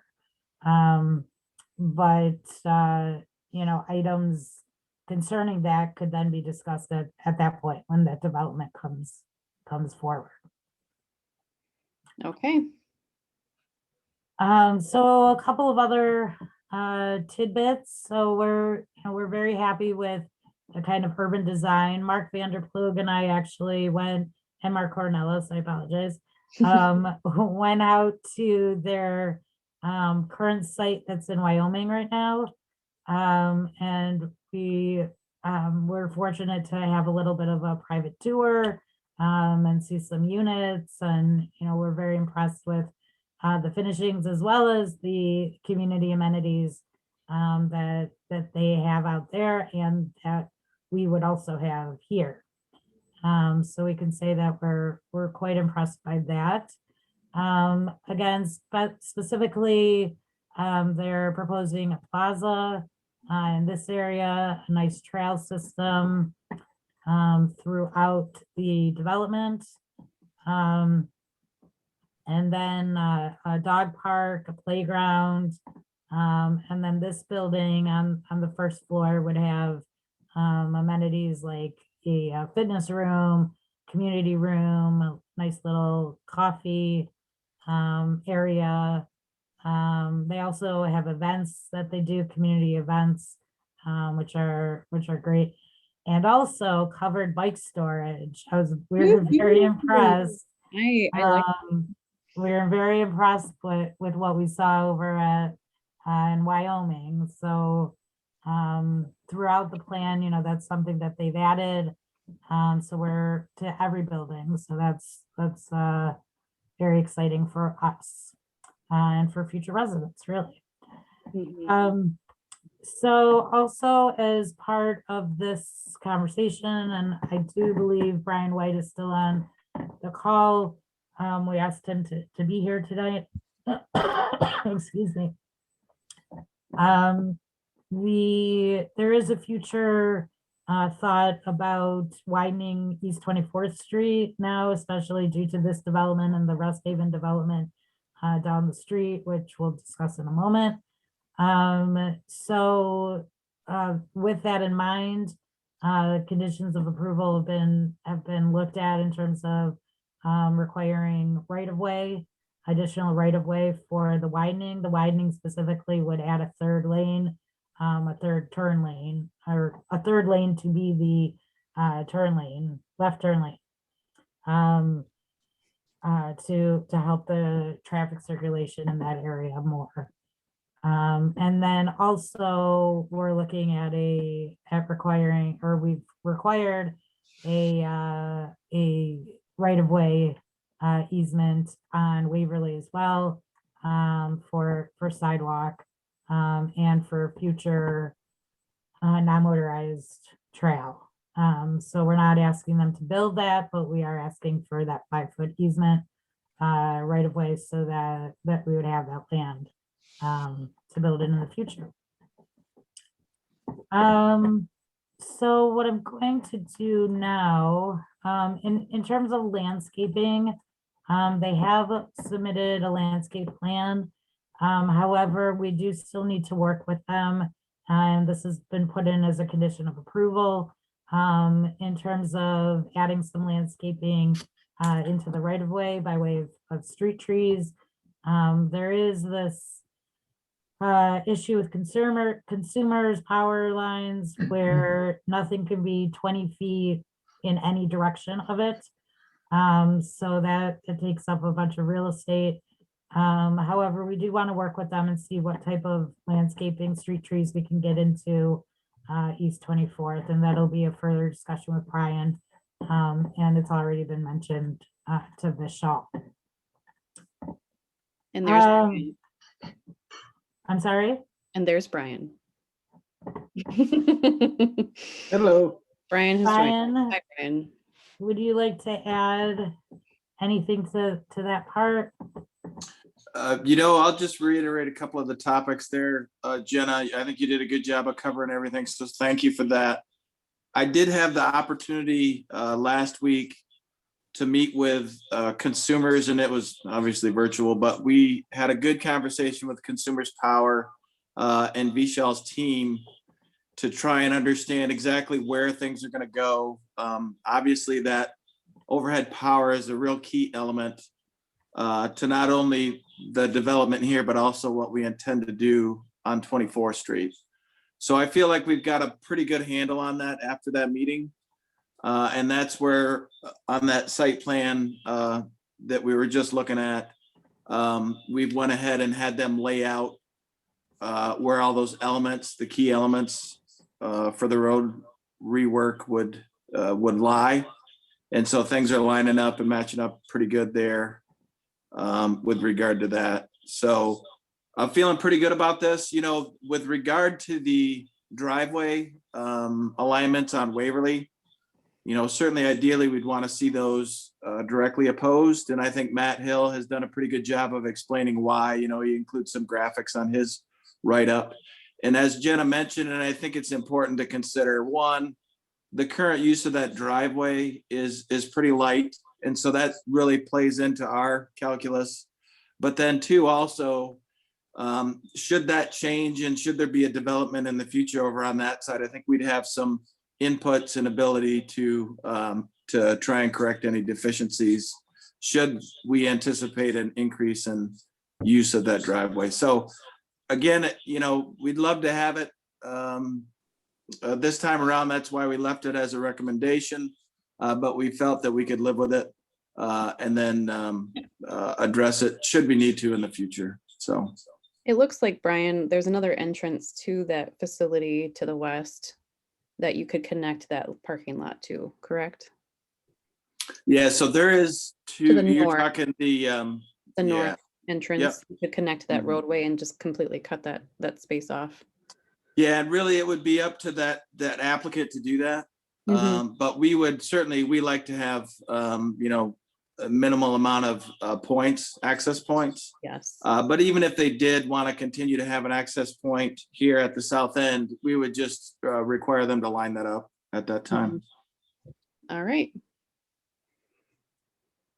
And just as a note too, to do that, right, to shift that, then that, hinders the whole design, the whole urban kind of design that is the intent of this project. And so that's something that, we looked at, but it ultimately, staff, we have to balance different priorities, right? Well, I'm interested in hearing from the developer about why they cannot accommodate that request and what it would do to their site plan. So that's one thing I'll be asking them when they do come on, because I do consider this to be quite a serious matter. And I think traffic on Waverly and driving on Waverly is a very dangerous situation. There's high speeds, there's a lot of traffic, and it's only going to get a lot worse as this whole quadrant develops. We're just getting more and more development on 24th and on Waverly. And I won't I myself have been broadsided on right at this intersection by cars going so fast, running the red light. I think it's a dangerous area. And so I do note that Brian has said that he's very concerned about the non-alignment of driveways due to crash histories. Well, I'm part of that crash history, and I don't think that we should treat this so lightly. I hope that, I mean, I'm not going to, it's not going to slow me down in recommending approval for this, but I don't understand. I haven't heard from the developer. They've been so responsive about everything that we've asked. I don't know what they have tried to do to accommodate the city engineer's request, which has been ongoing. Every time we've looked at this, the same thing comes up, and it's been a very strong concern on their part. And so I'm just interested to see what we're looking at in terms of why is it so difficult to accommodate that. Okay, absolutely. But if you don't mind, if I could just continue the report and Go then right ahead. certainly that could be a request at that point. And then we'll hear from the applicant. Right. So just to remind everybody, so as part of a PUD, we always have a resolution that goes with it. So that's a write-up basically of the staff report and then providing any other details so that a PUD, so this is basically the PUD agreement that we've talked about before, that goes with the land. So in the future, if there were to be any amendments or whatnot, those amendments would get absorbed into this PUD plan. If, say, 20 years from now, another developer, 30 years from now, 50, let's just say 50, Vishal, you know, were to come about, this will also be looked at in terms of what was approved, and then it would be amended accordingly. So going through this just briefly, we have the land uses, like I had mentioned, 191 residential units proposed in 5 buildings, broken down into 61 bedrooms, 84 2-bedrooms, and 47 3-bedrooms. It does have a high residential density of 18.7 units per acre, which we are happy about.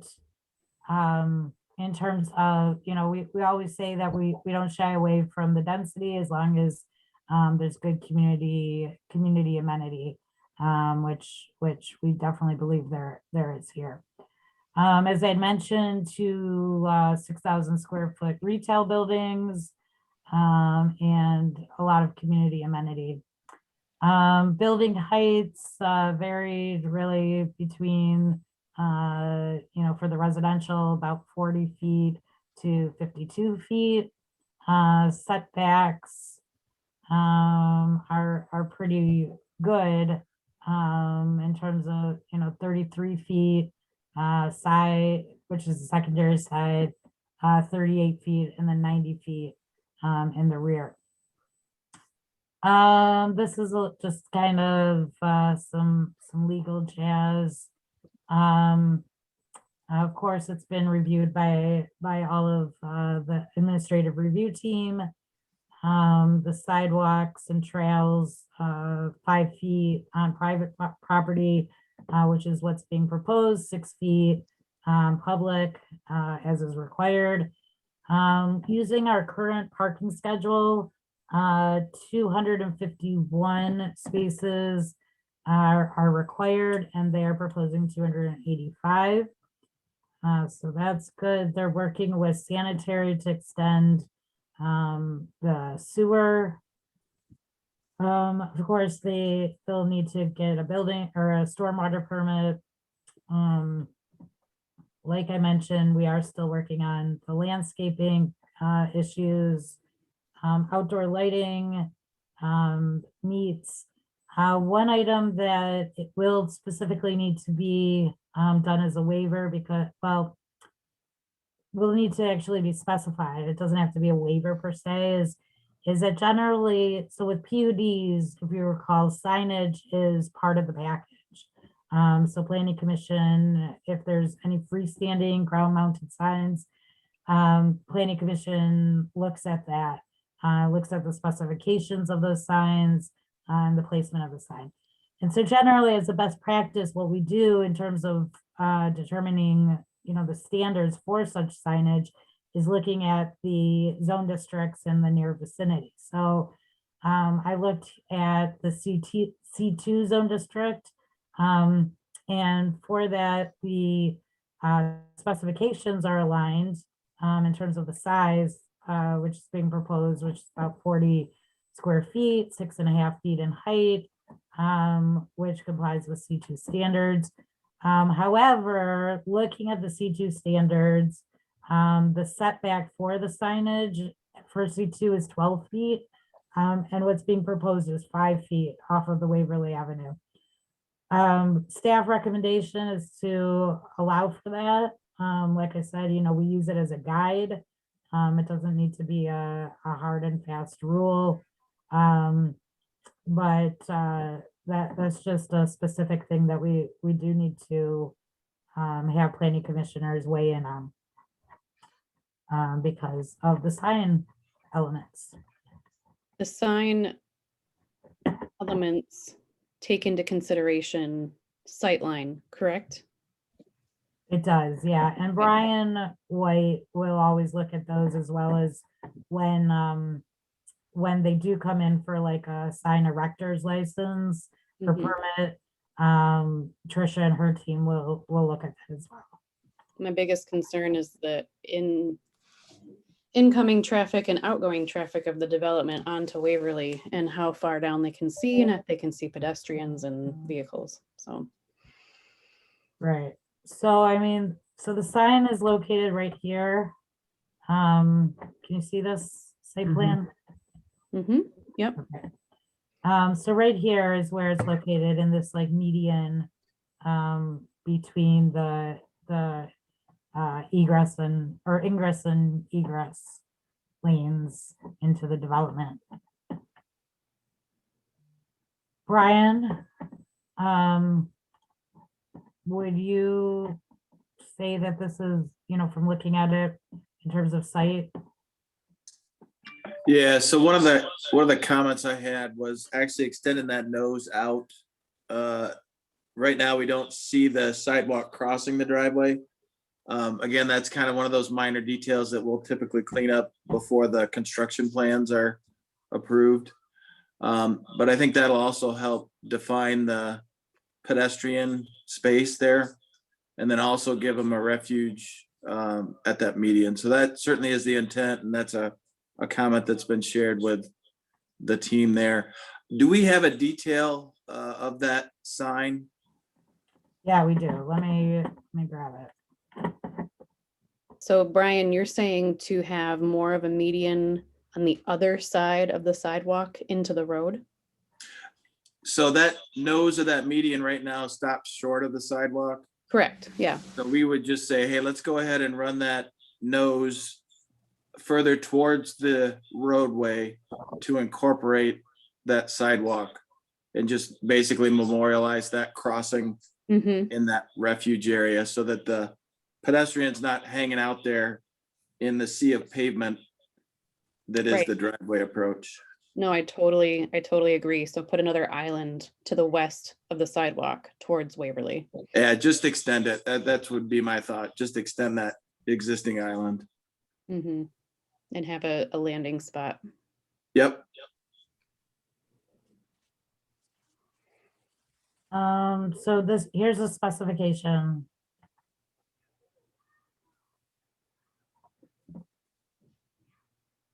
So that shows the distance from the pedestrian walkway. Or no, this is just the sign. Yeah, this is just the sign. Okay. Yeah, and again, I guess I would offer to work with them with the details of this. To try and make sure that we preserve the sight lines. Yeah, that'd be great.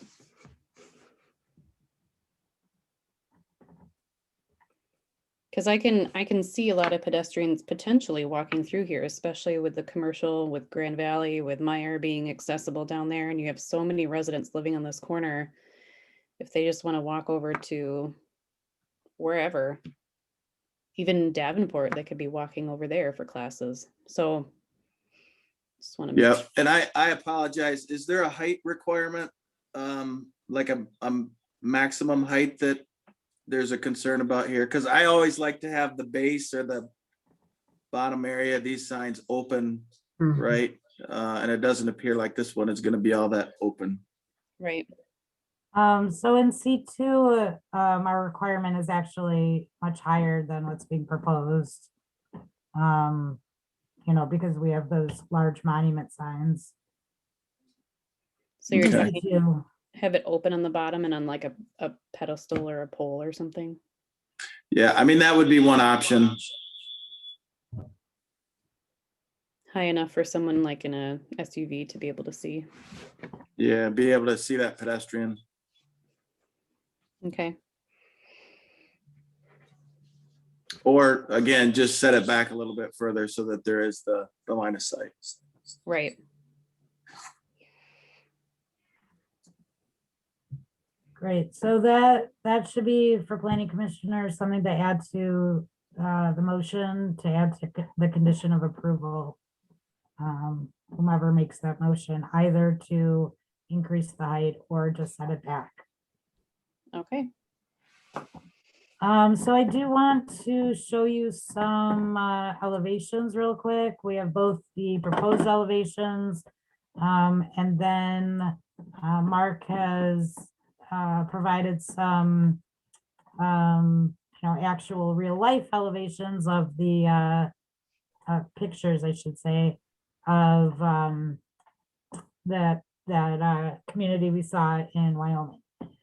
So here is the proposed, rendering off of Waverly. Like we said, with the island. Here's one commercial building that you can see here. As you go in, there's this extended boulevard, and then a plaza area where they have concerts and other community events outside. You can see here that they have terraces on each building. It's quite a nice space. We went up the ones in the project in Wyoming. Here you can see a larger view. Again, that plaza area, the pathway that goes behind the buildings and surrounds it. And again, really nice detail, nice elevation being provided. So let me get to the pictures that Mark provided. I just had that one shot, Jenna, that it shows the boulevard entrance and yeah. Okay. I'm going to minimize it a bit. I missed my invitation to go see the space in Wyoming. Yeah, it was a kind of last minute, it was a last minute thing. As you know, we try to do that as a full planning commission. But with COVID, it just really, hasn't been able to be a thing. Yeah. So can everybody see this? Yes. Yes. So this is that Boulevard Inn. As you can see, they're still in construction here. It's a much larger site, I would say, than or at least more buildings than what is being proposed. And as I just showed, the architecture is a little bit different. But as you come in, this area is where all those amenities are: community room, fitness area, coffee nook. And then the terrace up here. So nice boulevard area. Very impressive. So with that, I'll turn that back to you, Brooke. Well, we would like to hear from the applicant. So Vishal, you are still muted. Mallory's going to, there we go. Perfect. All right, thank you very much. Thank you, Jenna, for the for the run through there on the staff report. I guess my comments are fairly limited. to the following. What you've just seen and I think seen in the last meeting is the culmination of many months of work. So we've really appreciated the very fluid, transparent back and forth with city staff. And I think we took some, a couple of turns, perhaps some unexpected along the way, but I think we got to a pretty good outcome that we're all very excited about. So thank you, staff and team for that. As it relates to the drive alignment matter that has been raised, I should say, we have submitted, I don't know if you have it to hand, Jenna, or you want to circulate this subsequently, but we have provided markups of the site plan that reflect what impact it would have should there be a perfect drive alignment with the western neighbor on the opposite side of Waverly. Yeah. We've done 2 or 3 versions, I believe, to date, and they all sort of show some detrimental impact to either the urban plan, the urban design and layout, or the number of buildings and units, or some version in between those 2 nodes. But we have not dismissed it. We were and continue to be very actively looking at that. It's just that I think where we've ended up is the best possible outcome to meet all priorities, not just that singular one. Do you have that, Jenna, by chance, or do you want to send that around later on? It's up to you. Yeah, I do believe I put it in here. It is. No. I do believe I put it in the packet, so I'm just trying to find it real quickly. Okay. You can keep going. Here if it you is. want to. Oh, okay. There we go. Michelle, this is what you're talking about, correct? Yes. And so just to kind of summarize this a little bit is there are several competing forces here, I guess. One is you have the consumers piece at the southern end, which we've elaborated on, fortunately, since our last meeting, and that Brian was party to also last week when we had the call. There are also several wetlands on the site, some of which are to the north. That's a competitive force there, as you can see labeled. And then there's the consequent loss of units or partial building losses due to drive alignment, which there's another drawing, I think, Jenna, that provides that detail. But effectively, Eric Maring, I know you're online from Hooker to Young, who's obviously running the charge here architecturally. I believe it was building 3 at the top that was the one that was sort of compromised when we had to jog the drive. Is that right, Eric? You're on mute too, by the way.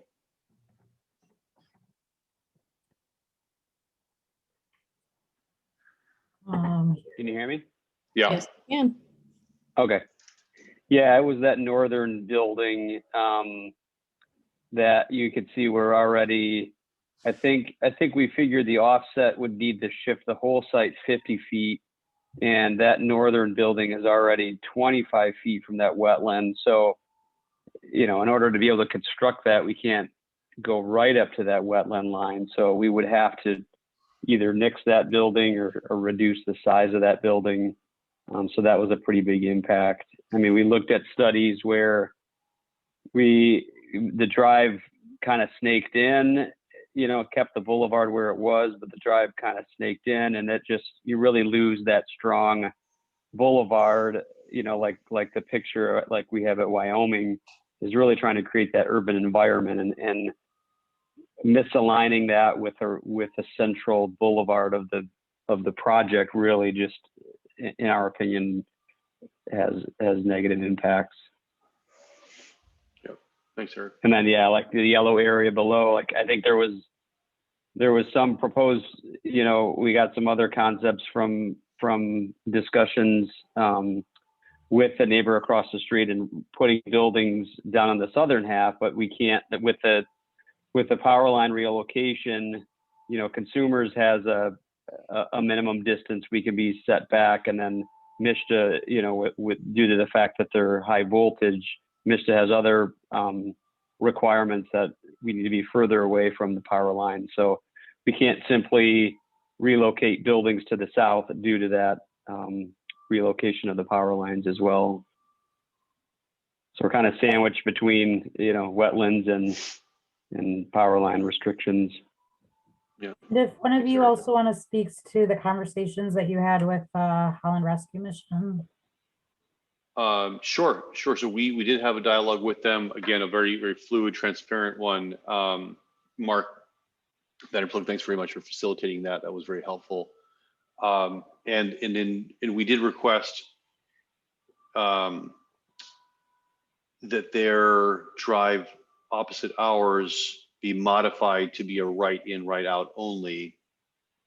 To their credit, they took it under consideration. It was under advisement. They ultimately chose not to adopt that modification for reasons that Jenna, you've alluded to earlier, which is that they may have plans to redevelop that site in some fashion down the road. And I think just removing that or limiting that that ingress and egress in that fashion may have provided some issues for them later on. So we did have a great dialogue with them. It just, you know, wasn't the right thing for them, and we respect that. Great. Anything else, Vishal, that you want to speak to on the project? No, that's a great summary. We're excited to be here. So thanks for helping us get to this point, and we'll turn over back to you guys. Any questions from commission members for the applicants?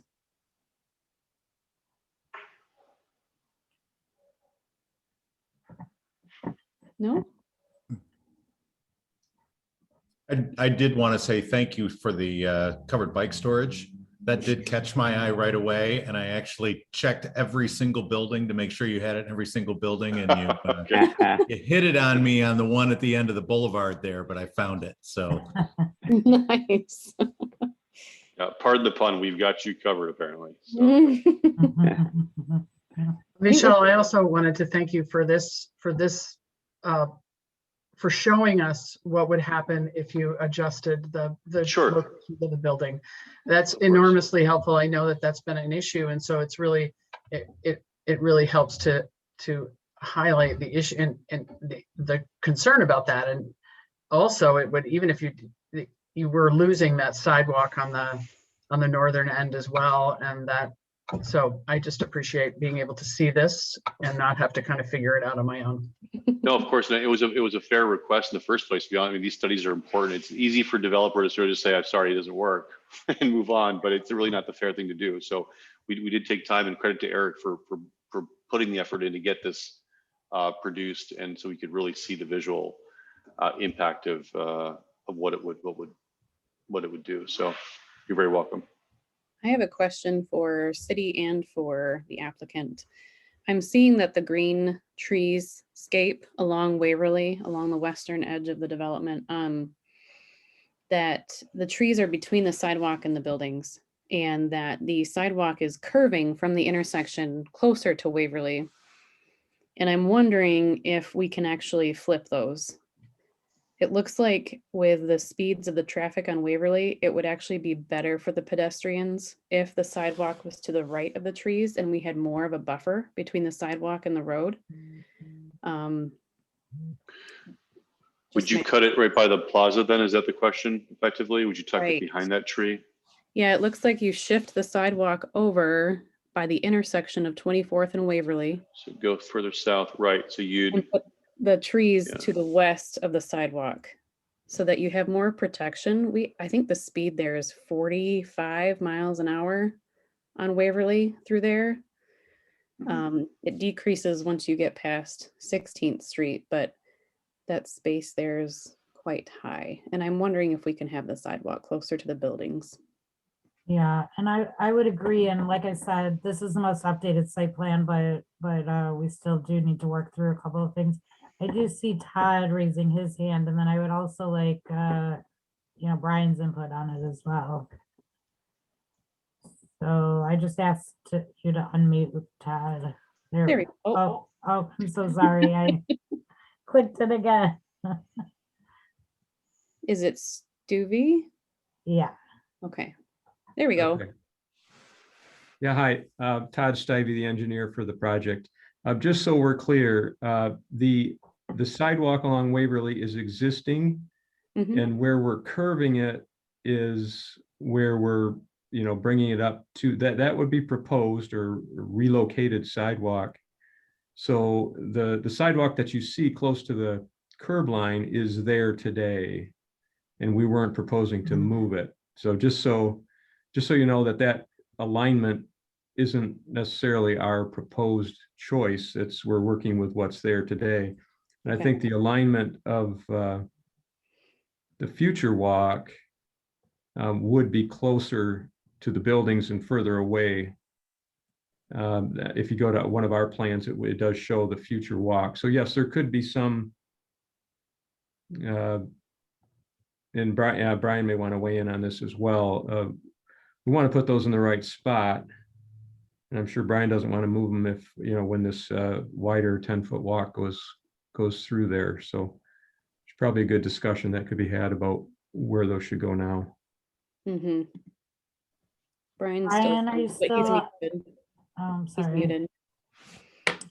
I think it might be on twice, but I did just ask him to unmute.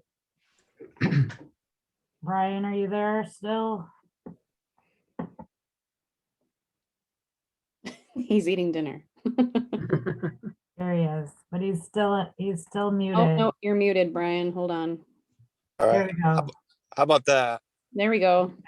Okay. Hey, I just switched to mobile. Sorry about that. So I think it's a great observation. As long as we can preserve sight lines, I certainly wouldn't have a problem putting some of those trees, some of that green space between the sidewalk and the curb. I think that makes a lot of sense. And again, sight lines are key, right? If we can protect those sight lines and still do it, I think it's a good idea. And I think it'll help with speeds on Waverly. Totally. Thanks, Brian. And then in terms of the sidewalk alignment, that was something I believe that was a condition of approval to get that final from them on it. So that's something that we could look at closer. This isn't in front of you. I can't really, we can't. I'm not certain if you have seen their recent plans, but Todd, correct me if I'm wrong. You're saying that you're proposing to keep the existing sidewalk and the new sidewalk? No, the area that by the boulevard entrance is closer or further away, that would be new sidewalk. And where it ties back in as you go north, that's the existing. So, right, the piece, it is showing two sidewalks right now, but the existing would be removed and moved back at the entrance. But at this point, we're not proposing to take out the entire sidewalk along Waverly. Right. And Todd, do you know how much space is in between the sidewalk and the curb? Well, good question. It's an existing 6-foot sidewalk. So just visually here, it looks like it's at about 6 or 7 feet between the existing sidewalk and the back of curb. Mm-hmm. And at one time, the speeds on there were 35, but they've gone up to 45 now. So that should likely be enough space to get the trees planted in there. So certainly that, like I said, this whole landscape plan is a condition of approval. It was submitted yesterday, actually. So I haven't, really had a time to look at it thoroughly, and have Brian weigh in and things like that about site vision. This is one of those areas where I think the sidewalk only exists on one side of the street. It only exists on the eastern side of Waverly. And I live close by here, and I noted many times on a really heavy snow day, the plows go up the street on a pretty good clip, and they dump so much snow onto the sidewalk that the sidewalks are impassable on a serious snow day that we have. And you end up with people walking in the street, walking in the lane of traffic, because there's no sidewalk on the other side of the street. And so they can't walk on the sidewalk on this side of the street. They end up walking in the street. And it's just the most dangerous thing when you drive by there to see this. They're coming out of Myers and they're walking this direction. And it's just horrendously dangerous. And yet there doesn't seem to be anything that anybody can do about it, because the snow plows go at such a high clip. The snow really just covers the sidewalk. And so maybe the street trees, by being placed in that place between the sidewalk and the street, will provide some relief. I don't know, but it's a pretty serious problem. Well, if the sidewalk could get shifted over another 4 feet, that would definitely help with the snow issue, Oh, but it yeah. would also just be a good safety buffer for anybody. And if 24th Street's gonna get widened, that whole crosswalk space on the east side of the intersection is gonna have to get redone as well. Yeah. So, any other That questions? is, just as an FYI, that is a condition that you could place on the approval, is to move the sidewalk. Mm-hmm. Any other questions for the applicant? No? Okay. Yeah, we were talking about the sign, and we could propose to increase the height or set it back. Which would the developer prefer? Or a third option, not doing anything? That what Brian was saying, though, that he has to review that yet, or no? Brian? Did he go?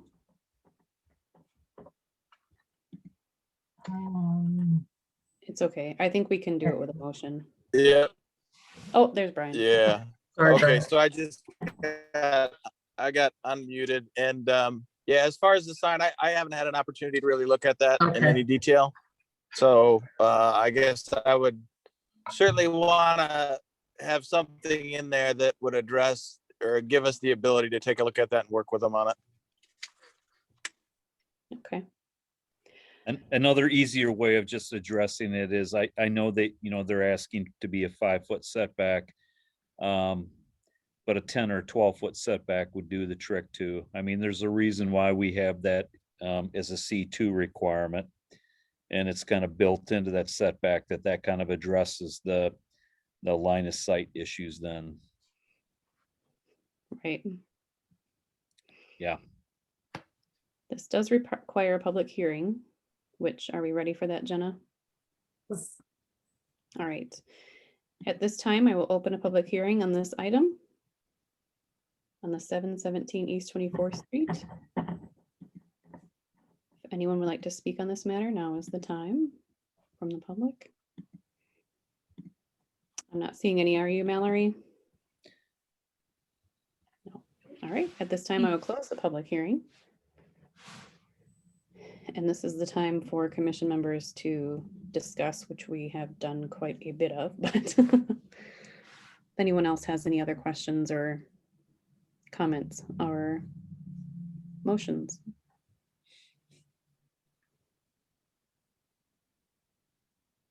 Everybody is scared to make a motion. I'll help you. Okay, you'll help me? Well, you can make a motion, but I'll help whoever's making the motion. Oh, I'll go ahead and make the motion. Wait, it looks like the mayor was trying to say something. Oh, Wait, we can't hear you. Nathan, Uh-oh. Your microphone, you're unmuted. I was saying, go ahead, Dave. Oh. Here we go. I recommend that we approve the site plan with conditions.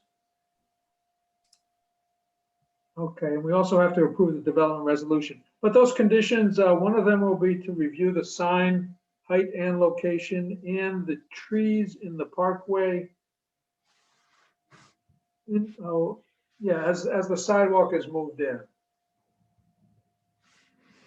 Okay, so one clarifying question, do you want to require the sidewalk to move closer in by 4 feet or some other number? Or as proposed where it is? We've seen the current sidewalk, but we really don't know where the new one's gonna be. So I would say it is Well, moving. no, the new one is going to be, so you see here, the new one is going to jog up here. Okay, so Yes. the new one is just gonna jog, move up, ignore what's here. It's gonna jog, come across. This Yep. is all new, but then this is all existing. So it's being proposed to just move a little bit and then connect back to the new one. I would like to Back to see, the existing. yeah, I'm sorry. I would like to see it off of Waverly a little further. So you had said 4 feet? For convention 4 feet. To align with where it cuts into where the entrance is, right? Like, we want a straight sidewalk. I don't know, Right. it's up to you, Dave. I mean, I'm fine. I mean, yes, that would be. Well, yeah, I would think it's up, the developer is gonna show us on paper what it really looks like, but, yeah, if we're moving forward, I'd say let's move it in 4 feet.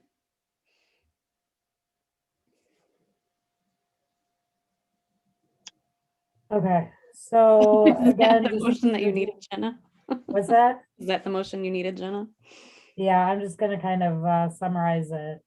Which is, motion is to approve the site plan of the PUD development as well as the PUD agreement.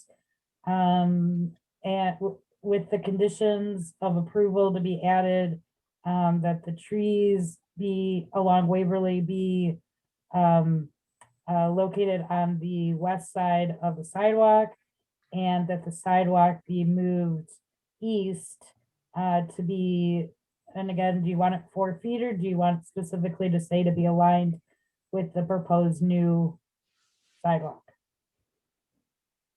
That works.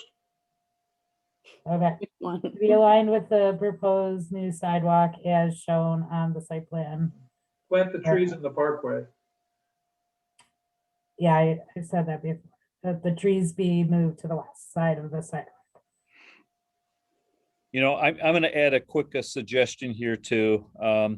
Do we know for a fact if, and maybe this is a question for the civil engineer, Todd.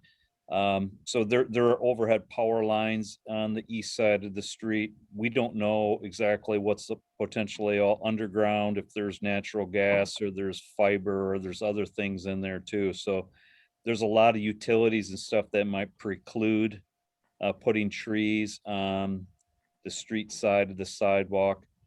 I'm just wondering if another potential alternative is for planning commission to empower CNS staff working with the transportation services people to come up with a revised plan in consultation with the developer that kind of addresses these things that you're getting at.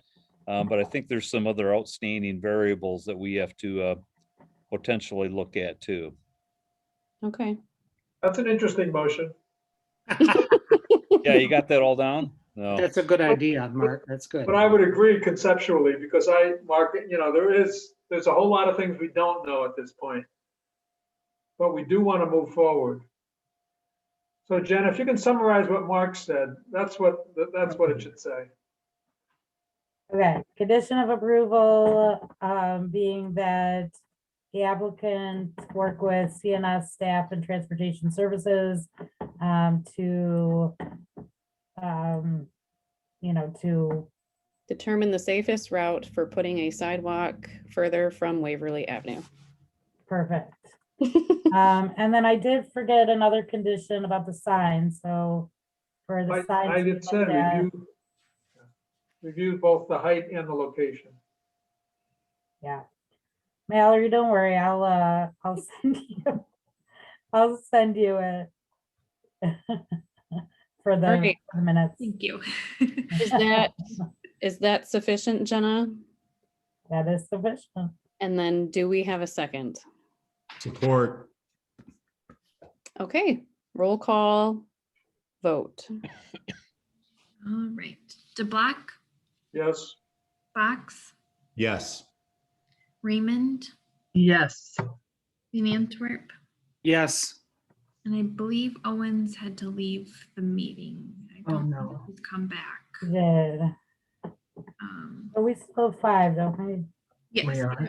So Anderson, A resounding yes. This is a great development.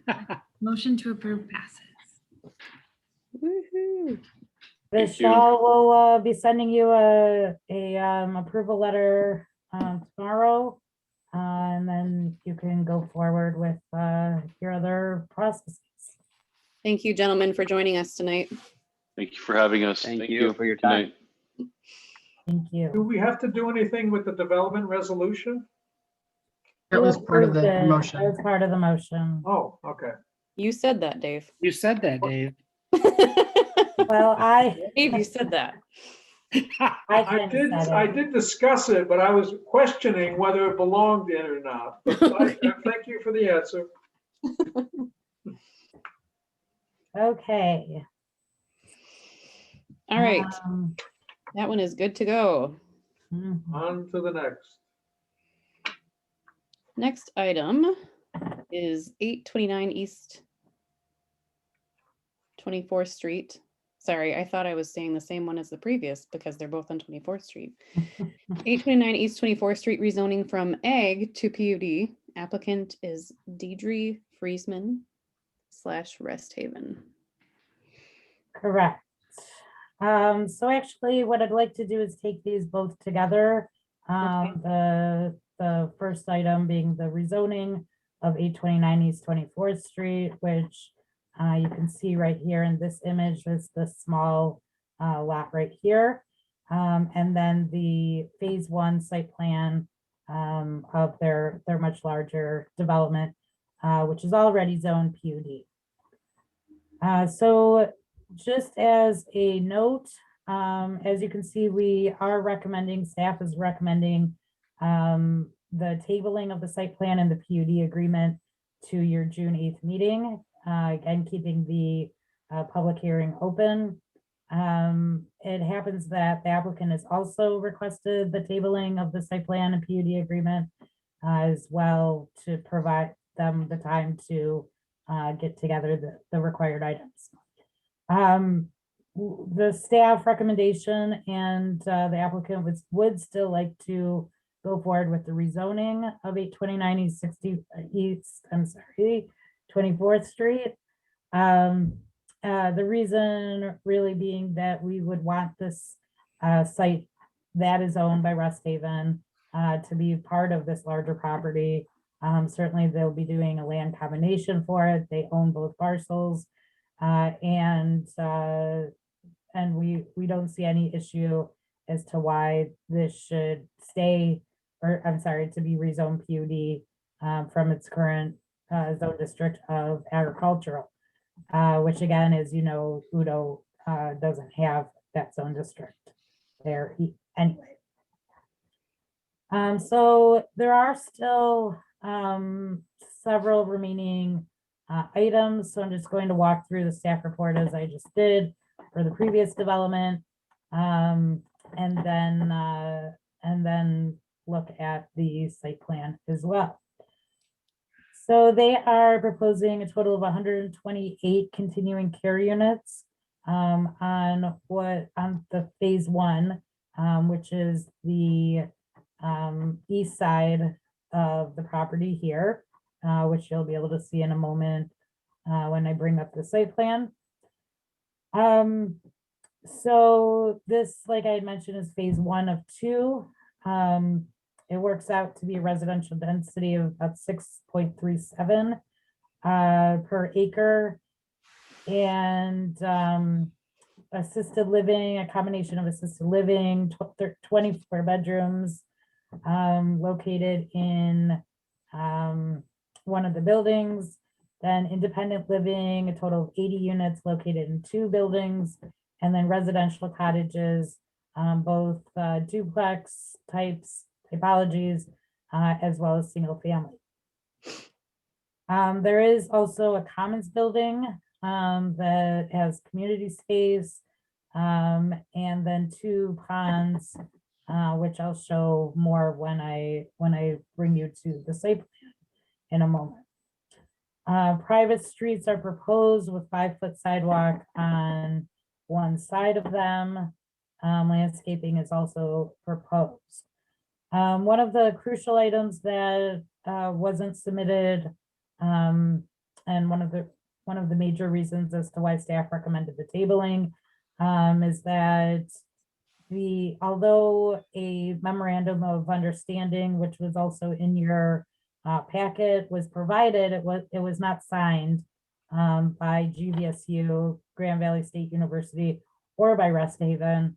And then that memorandum of understanding specifically was regarding that north-south street. At this point, I'm going to switch over to the site plan in order to give you a little bit more context here.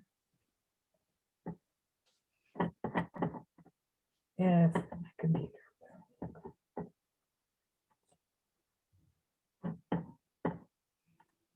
Okay, let's set up.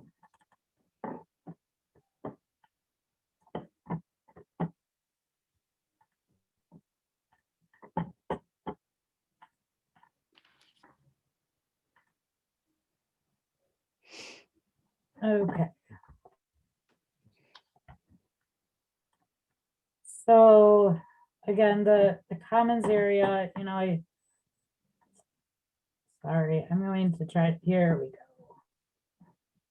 This shows it very nicely.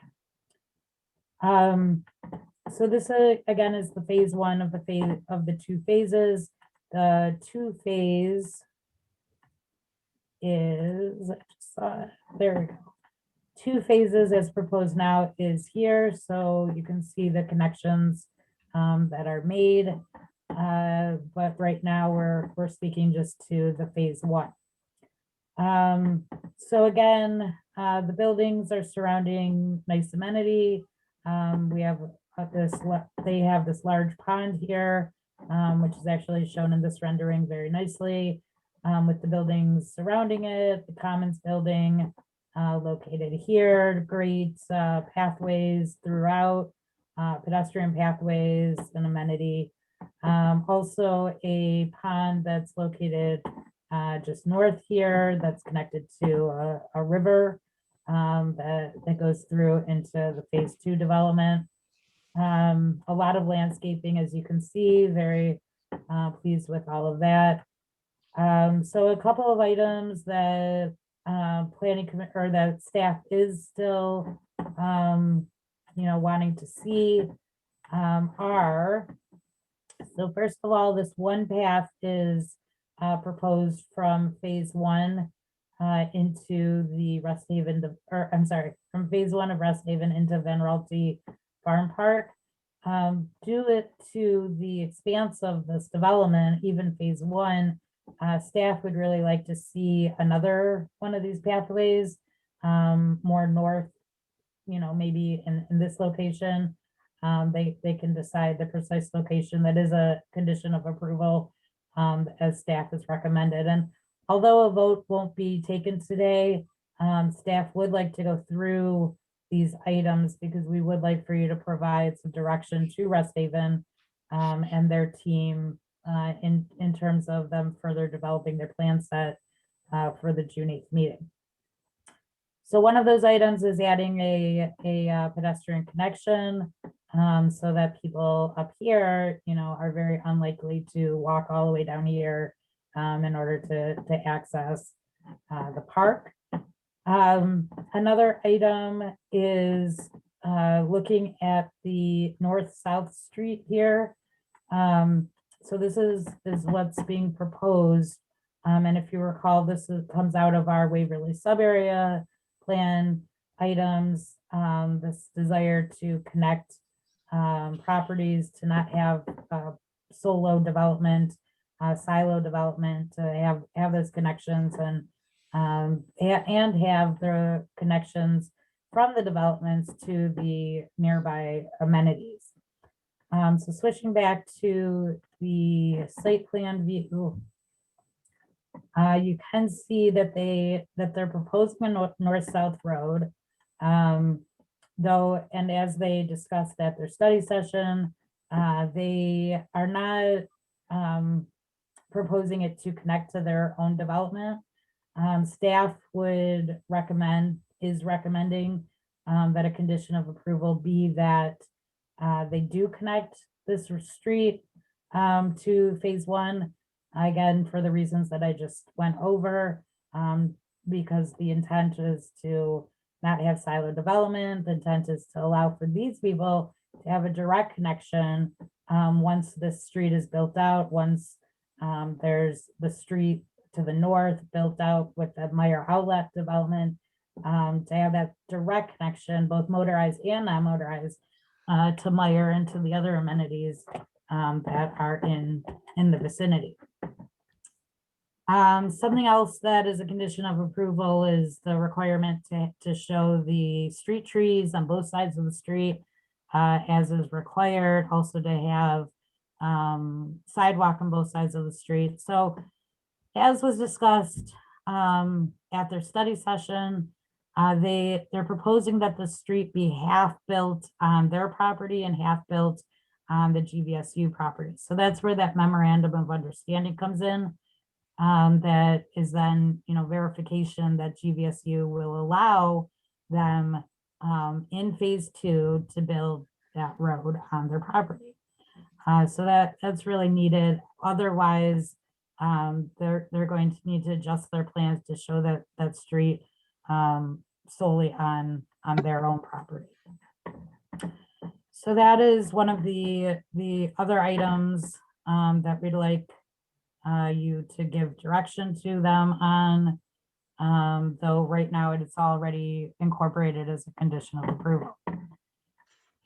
I do want to go back to the development agreement quickly and run through, make sure that I'm not missing anything. This development agreement was also provided to the applicant. So they have been made aware of staff recommendations, and like I said, they're here today and they can get direction from Planning Commission on this. So that MOU is what was just referenced. The residential density we already talked about. The buildings vary a bit in terms of height. There's very nice setbacks from the street. So 260 feet off of the front yard. And then the side yard is 170 feet. And then the rear and west side yard building setbacks would be established during phase two of this development plan.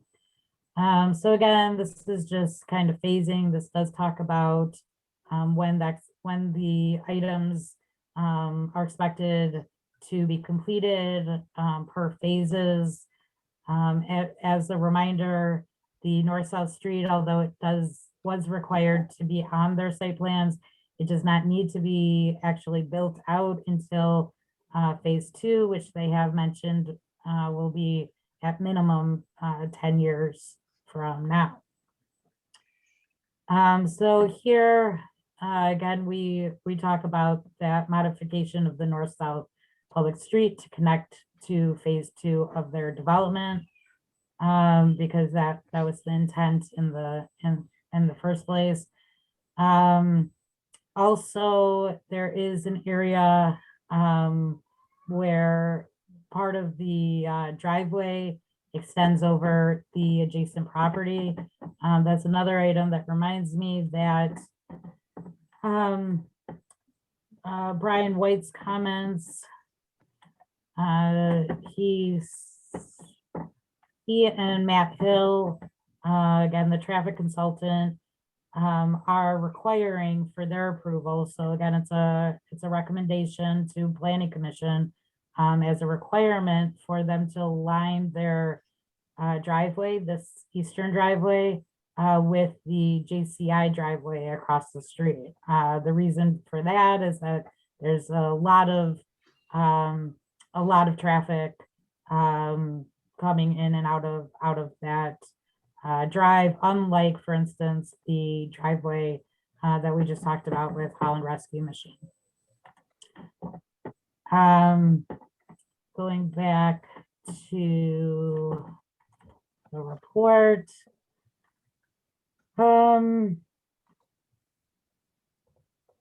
Okay, so that's what's talking about that, the realignment. I've already mentioned the pedestrian path constructions, parking requirements. They are very good, using our existing ordinance standards for nursing homes and residential units. 76 parking spaces are required for phase 1 and 250 are proposed. They, unlike 717 East 24, they are actually looking to underground the consumer's line, which frees up a lot of the right-of-way real estate, which I'll talk to in just one moment when I get back to the site plan.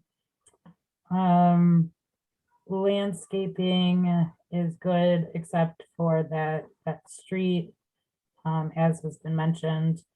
Signage, a package was not submitted for signage specifications. So again, that is a requirement for them to have at the June 8th meeting. If they're proposing a ground sign, freestanding sign. This again just goes through some legal stuff. So going back to the site plan. Similarly to what is being required and has been discussed substantially with Brian White and Rest Haven, is a requirement for a 17-foot right-of-way along East 24th Street, again, for the widening of 24th. The utility, the consumer's line is, like I said, underground, and would kind of mend around outside of the right-of-way, around their pathway here, their outer street here. They are proposing landscaping, trees set 30 feet apart throughout all of the private streets, as is required.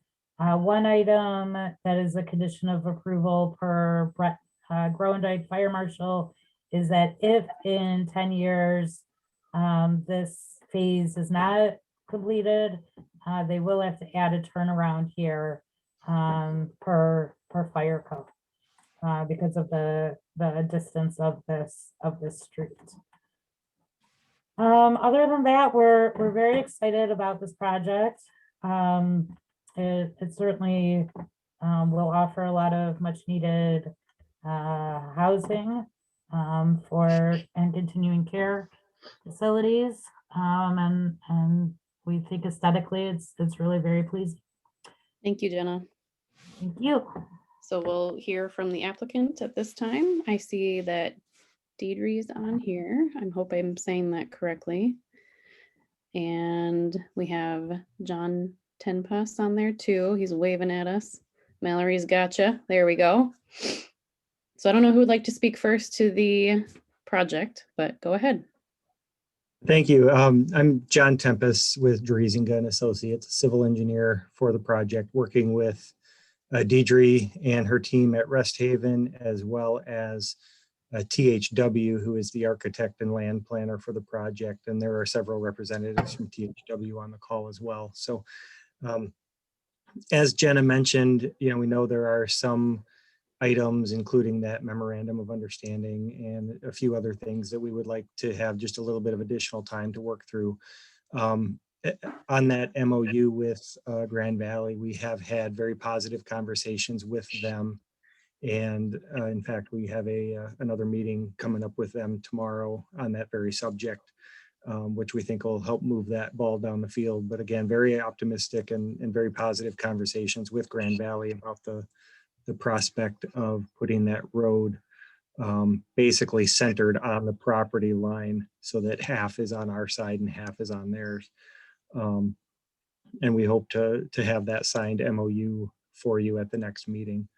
You know, as far as some of the other items, I think we're going to continue to work with Jenna and CNS staff over the next week or two to resolve some of the other concerns that they have. And, you know, if you, any planning commission members have any feedback for us tonight on some of those items, you know, we'd certainly take that. You know, again, we'd like to go ahead with the rezoning request at this time. And if the, I don't know if it was clear, you know, looking at this site plan, basically the very southwest corner of the property, which there's that green space down there. You see a little gray building on that drawing that we were just looking at.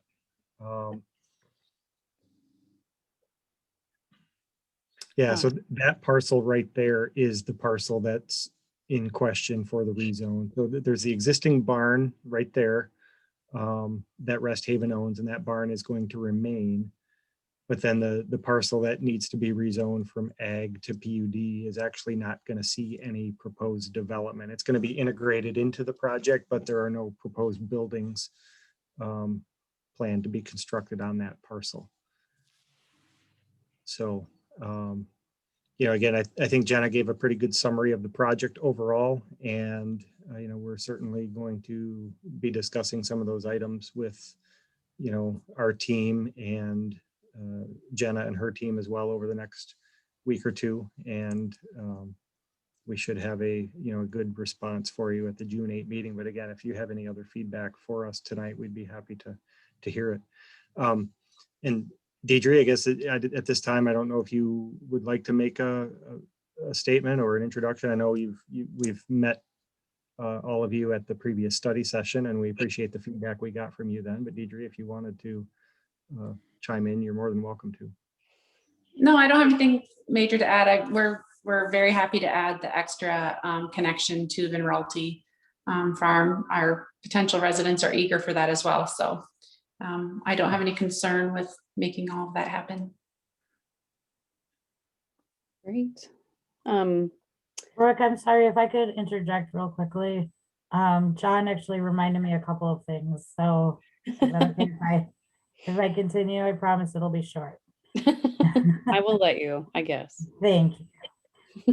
So one other item that we reviewed, and this property owner actually right here had been in touch with us and voiced their concern about not having any screening being proposed between their property lines and Rest Haven's development.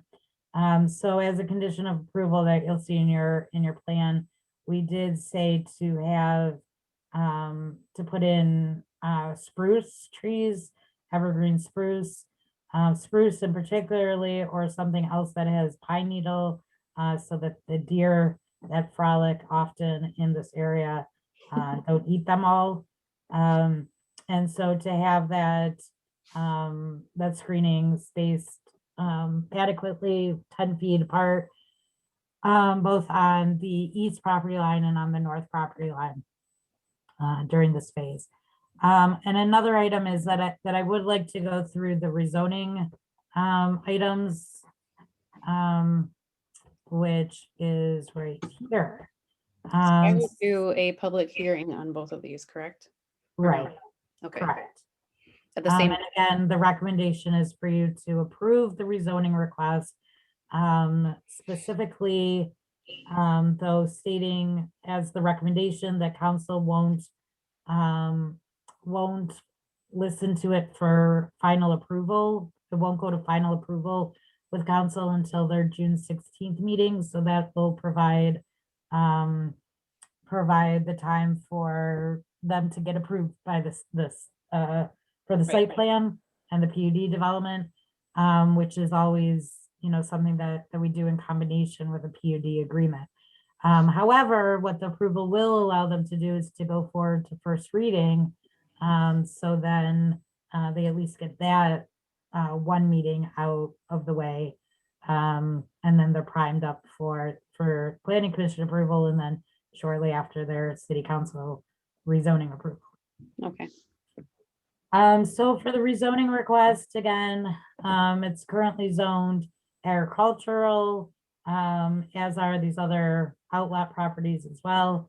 PUD for the bulk of the property, and the request is just for this one property to rezone it to PUD for their development project. Future land use map, which is what we always look at whenever we review rezonings, calls for it to be suburban residential. Apologize that this is cut off. I'm not exactly sure what happened there. So that is consistent with this use of the continuing care development. Going through the findings of fact, really, the general rezoning questions, can the property recently be used under its present zoning classification? No, not reasonably, because it only allows for single family or agricultural uses. Is the proposed use compatible with other zoning and land uses in the area? Yes, considering the large PUD that Rest Haven also owns just north. Would it be more appropriate to add this use? No, we're getting rid of the agricultural zone district. Is the location proposed appropriate for the range of uses permitted in the zone? Yes. And is it consistent with development trends in the area? Absolutely. The proposed zone equally or better suited to the area than the current development? Yes. Being that currently it's vacant property. The suburban residential, as I had mentioned, is included in the development use for future land use. It's not spot zoning, and yes, public utilities and services will be connected. Your staff report again goes through all of those different items that I just discussed, as well as pointing out that there are actually two properties here. The condition of approval actually does say for the screening to be specifically spruce trees every 10 feet on the east and north property here. Here, there's actually already screening. So the condition is to work with the property owner and to come up with something that would be beneficial to them. We were not provided dumpster enclosure elevations, so that's something that we'll need, as well as the signage package, as I previously mentioned. So with that, I will turn it back to you. Okay. Thanks. Yeah, Fred's like shaking his head. So much I information. remember all that. Sorry, it's a big one. No wonder Jenna keeps losing her voice. Okay. Does anybody on the planning commission have any questions for the applicants? Yes, I do. I'll be quick. You also asked our opinion about some of the things that the staff is recommending in addition to the site plan. I know we're not approving site plan tonight, so I'll keep it general. I'm very supportive of all of the additional remarks that the city staff has made about improvements to the site plan. And I'm, very impressed by everything that Rest Haven has done in our community. And I'm always so happy whenever I'm around any of those places because I'm impressed by your design in every case. I don't quite understand why you're not putting sidewalks on both sides of all of your private streets. I think that I'm certainly one of those people eligible to live here. And if I did, I would certainly want to live in a place where there were sidewalks on both sides of the streets. I think it's really inconvenient in places where we don't do that in Holland. And I really would urge you to look at that, because I don't quite understand why you're not doing that. Your people walk around so much and you get a lot of good exercise and stuff. I think that they would probably appreciate it also. But so in general, my comments, I'm very supportive with the city staff's recommendations, and I have the question about the sidewalks on both sides of the street. Thank you. Those sidewalks, who wants to answer that one? Well, yeah, I'll go ahead and offer my insight, and if I miss anything, Deidre, feel free to chime in. But essentially what we're trying to do is create a network of pathways throughout the project and put sidewalks in the strategic locations where we think they're going to need to be. You know, the vast majority of this ring road, you know, if you look at the outer perimeter of that ring road, there are no destinations along that that route. And so to provide a sidewalk on the outer perimeter of that road that is going to be rarely used really is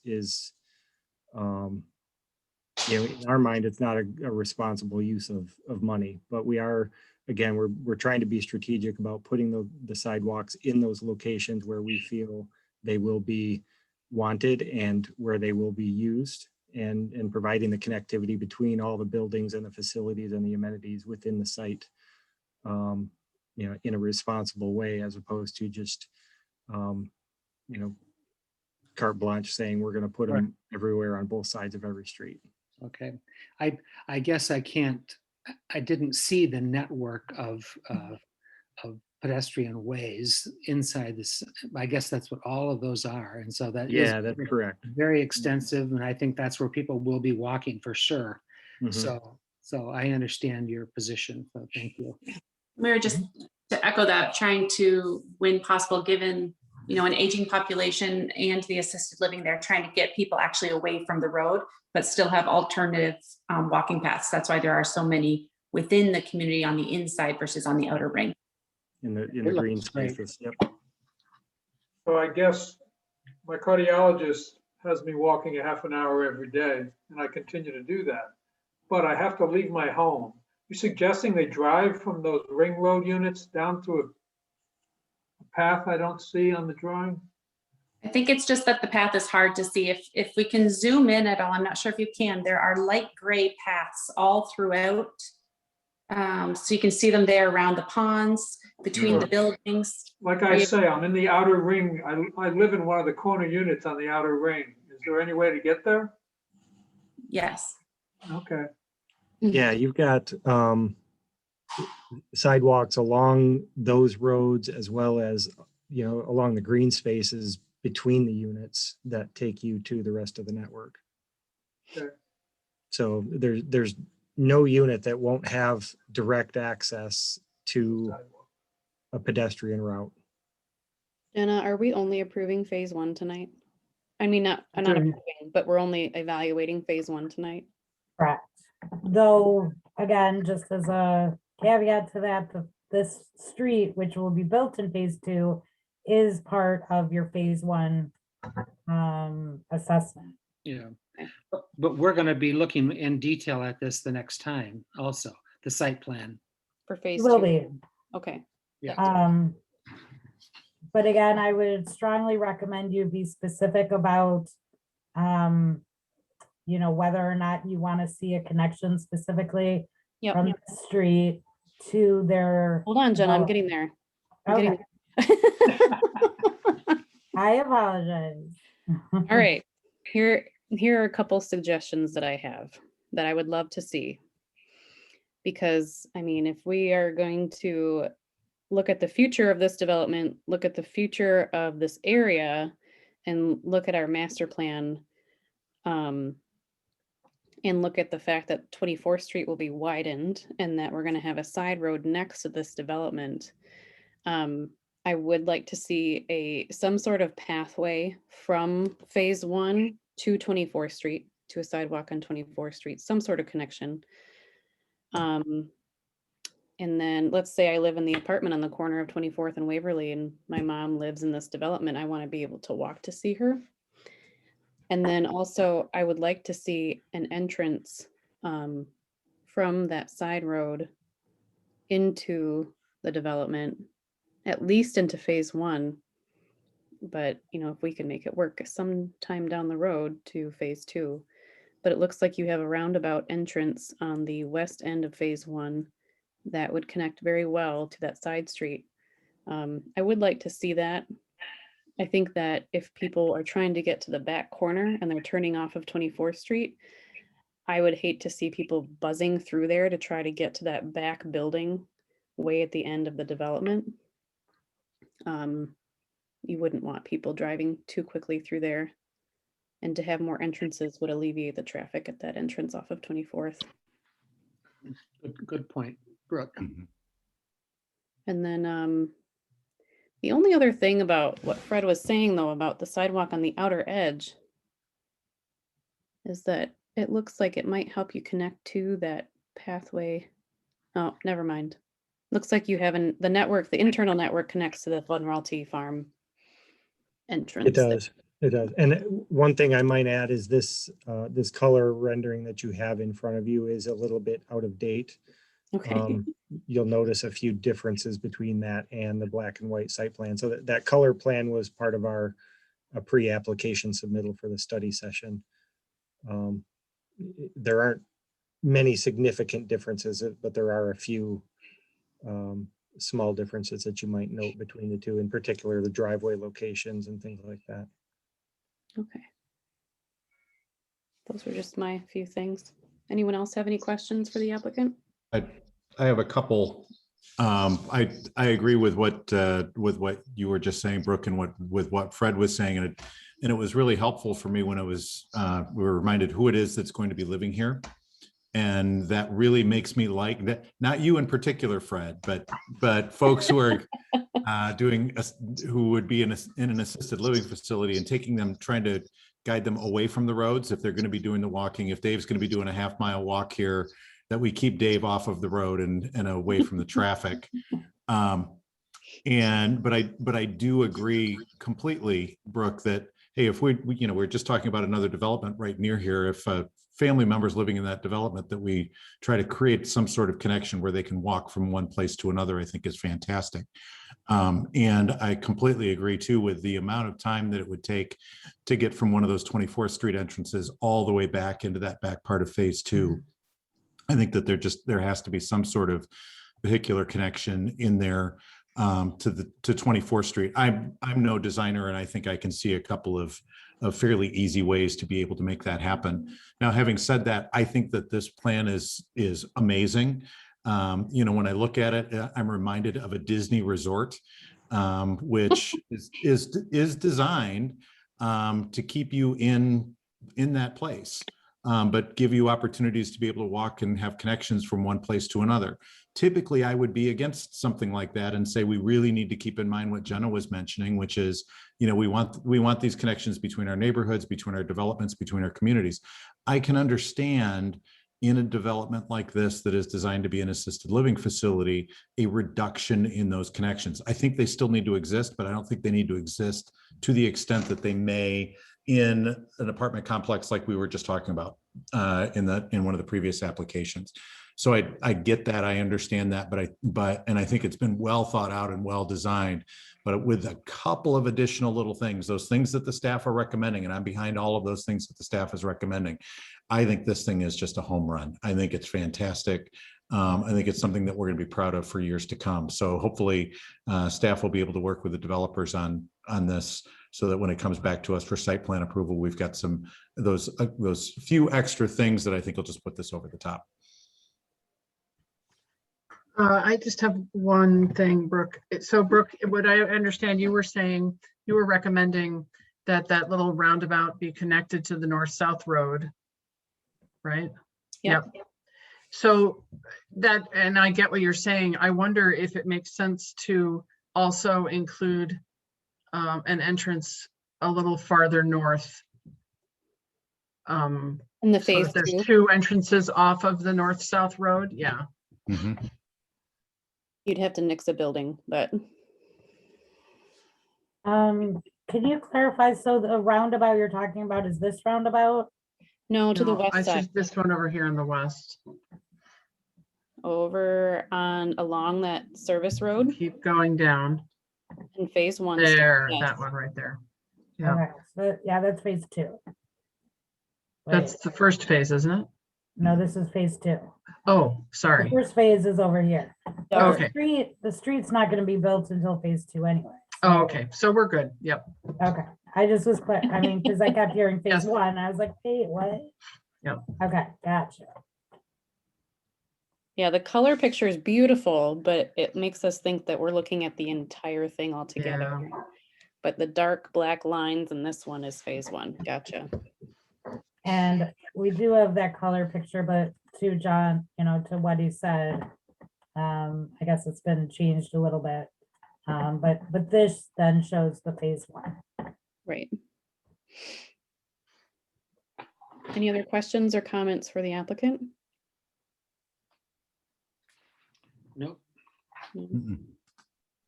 No, Rest Haven has been a part of my life since I was 5, so I love seeing the expansion of it, the care and the quality of care there.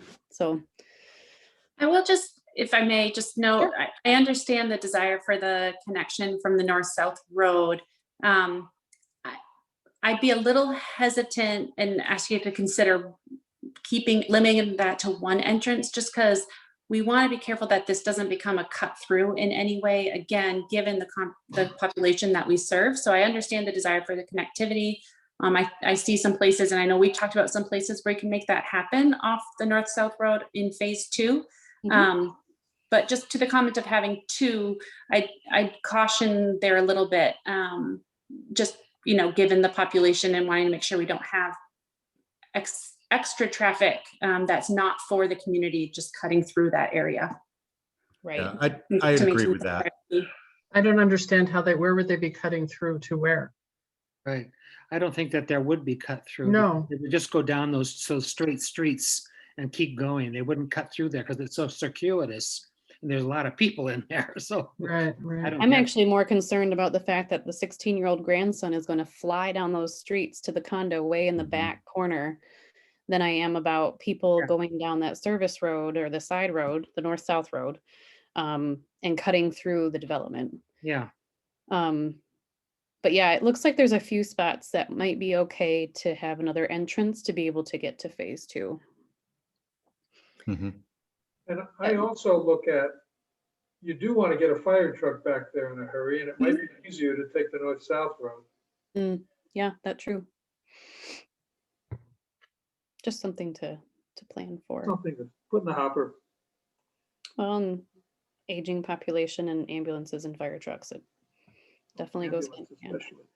Did we talk about buffering the adjacent farm? We did not. I'm for it. I mean, the spruce makes sense because it's also a good buffer year round. So.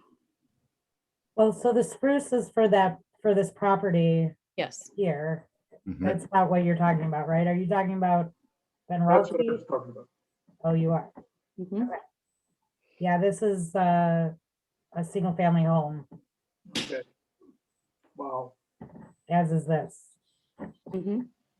What is that gray box in the lower left? By the That's their entrance? barn. Oh, That's gotcha. Yep, the existing barn, and that's going to remain. So you're going to do square dancing lessons in there? Keeping our options open. You gotta park the mower somewhere. Where are the pickleball courts? Right. No, this looks great. Thanks for presenting that. We do need to do a public hearing. If anyone would like to speak on this item, I will open a public hearing at this time. Is it just for the rezoning? It is for both. It is for the site plan and the rezoning. If anyone would like to speak to either of these, you can raise your hand digitally on Zoom, and you can speak now. If there's any neighboring properties that are present. I'm not seeing any, so I hope nobody's trying. I don't see anybody either. Okay. All right, at this time, I will close the public hearing. And we will do these separately. So the first item is the rezoning. If So I anyone, move that we rezone the two properties in question. It's one Just property. one. It's just one Oh, okay, property, one, okay. 829 East 24th Street. Support. Mallory, roll call vote, please. All right, DeBlock, Yep, Box, Yes. Van Antwerp, Yep. Raymond, Yes. Anderson. Yes, All right, motion to recommend the rezoning passes. DeBlock and Box have been on a team tonight, for goodness sake. We get things done. trying to keep it moving. Now, do you want us to make a motion and then table it, or do you want us to table it? I move Motion we would be table to the table site plan it. and PUD agreement for Second, review until the planning commission's June 8, 2021 meeting. And second. if you don't mind adding, I'm sorry, just adding to keep the public hearing open. And let's keep the public hearing open. I'll second that too. Yes, Okay, Mallory, roll call vote on that item. Yes. Raymond, Yes. DeBlock, yes. Van Antwerp, Yes, Anderson. Yes. Why are Motion, you laughing, Fred? I'm so ready to leave. All right. Okay, so just to the applicant real quick, you'll receive information about the rezoning when it'll go to first reading. And then for first reading, there's really not a need for you to be there. I can handle it, and then we'll see you again on the 8th. All right, thank you, Jenna, and I appreciate all your help, and thank you for the discussion and feedback tonight as well. Appreciate it. Thanks, Thank you. Adrian and John, for being here. Communications and petitions, scheduling of public hearings. There aren't any communications from commission members. I think you all want to eat, so we're gonna go. And then communications from staff. Well, no, I'm kidding. Nice, good job. Motion for adjournment. So So moved. moved. Everybody wave goodbye. Have a good night, guys. You too. You too. Thank you.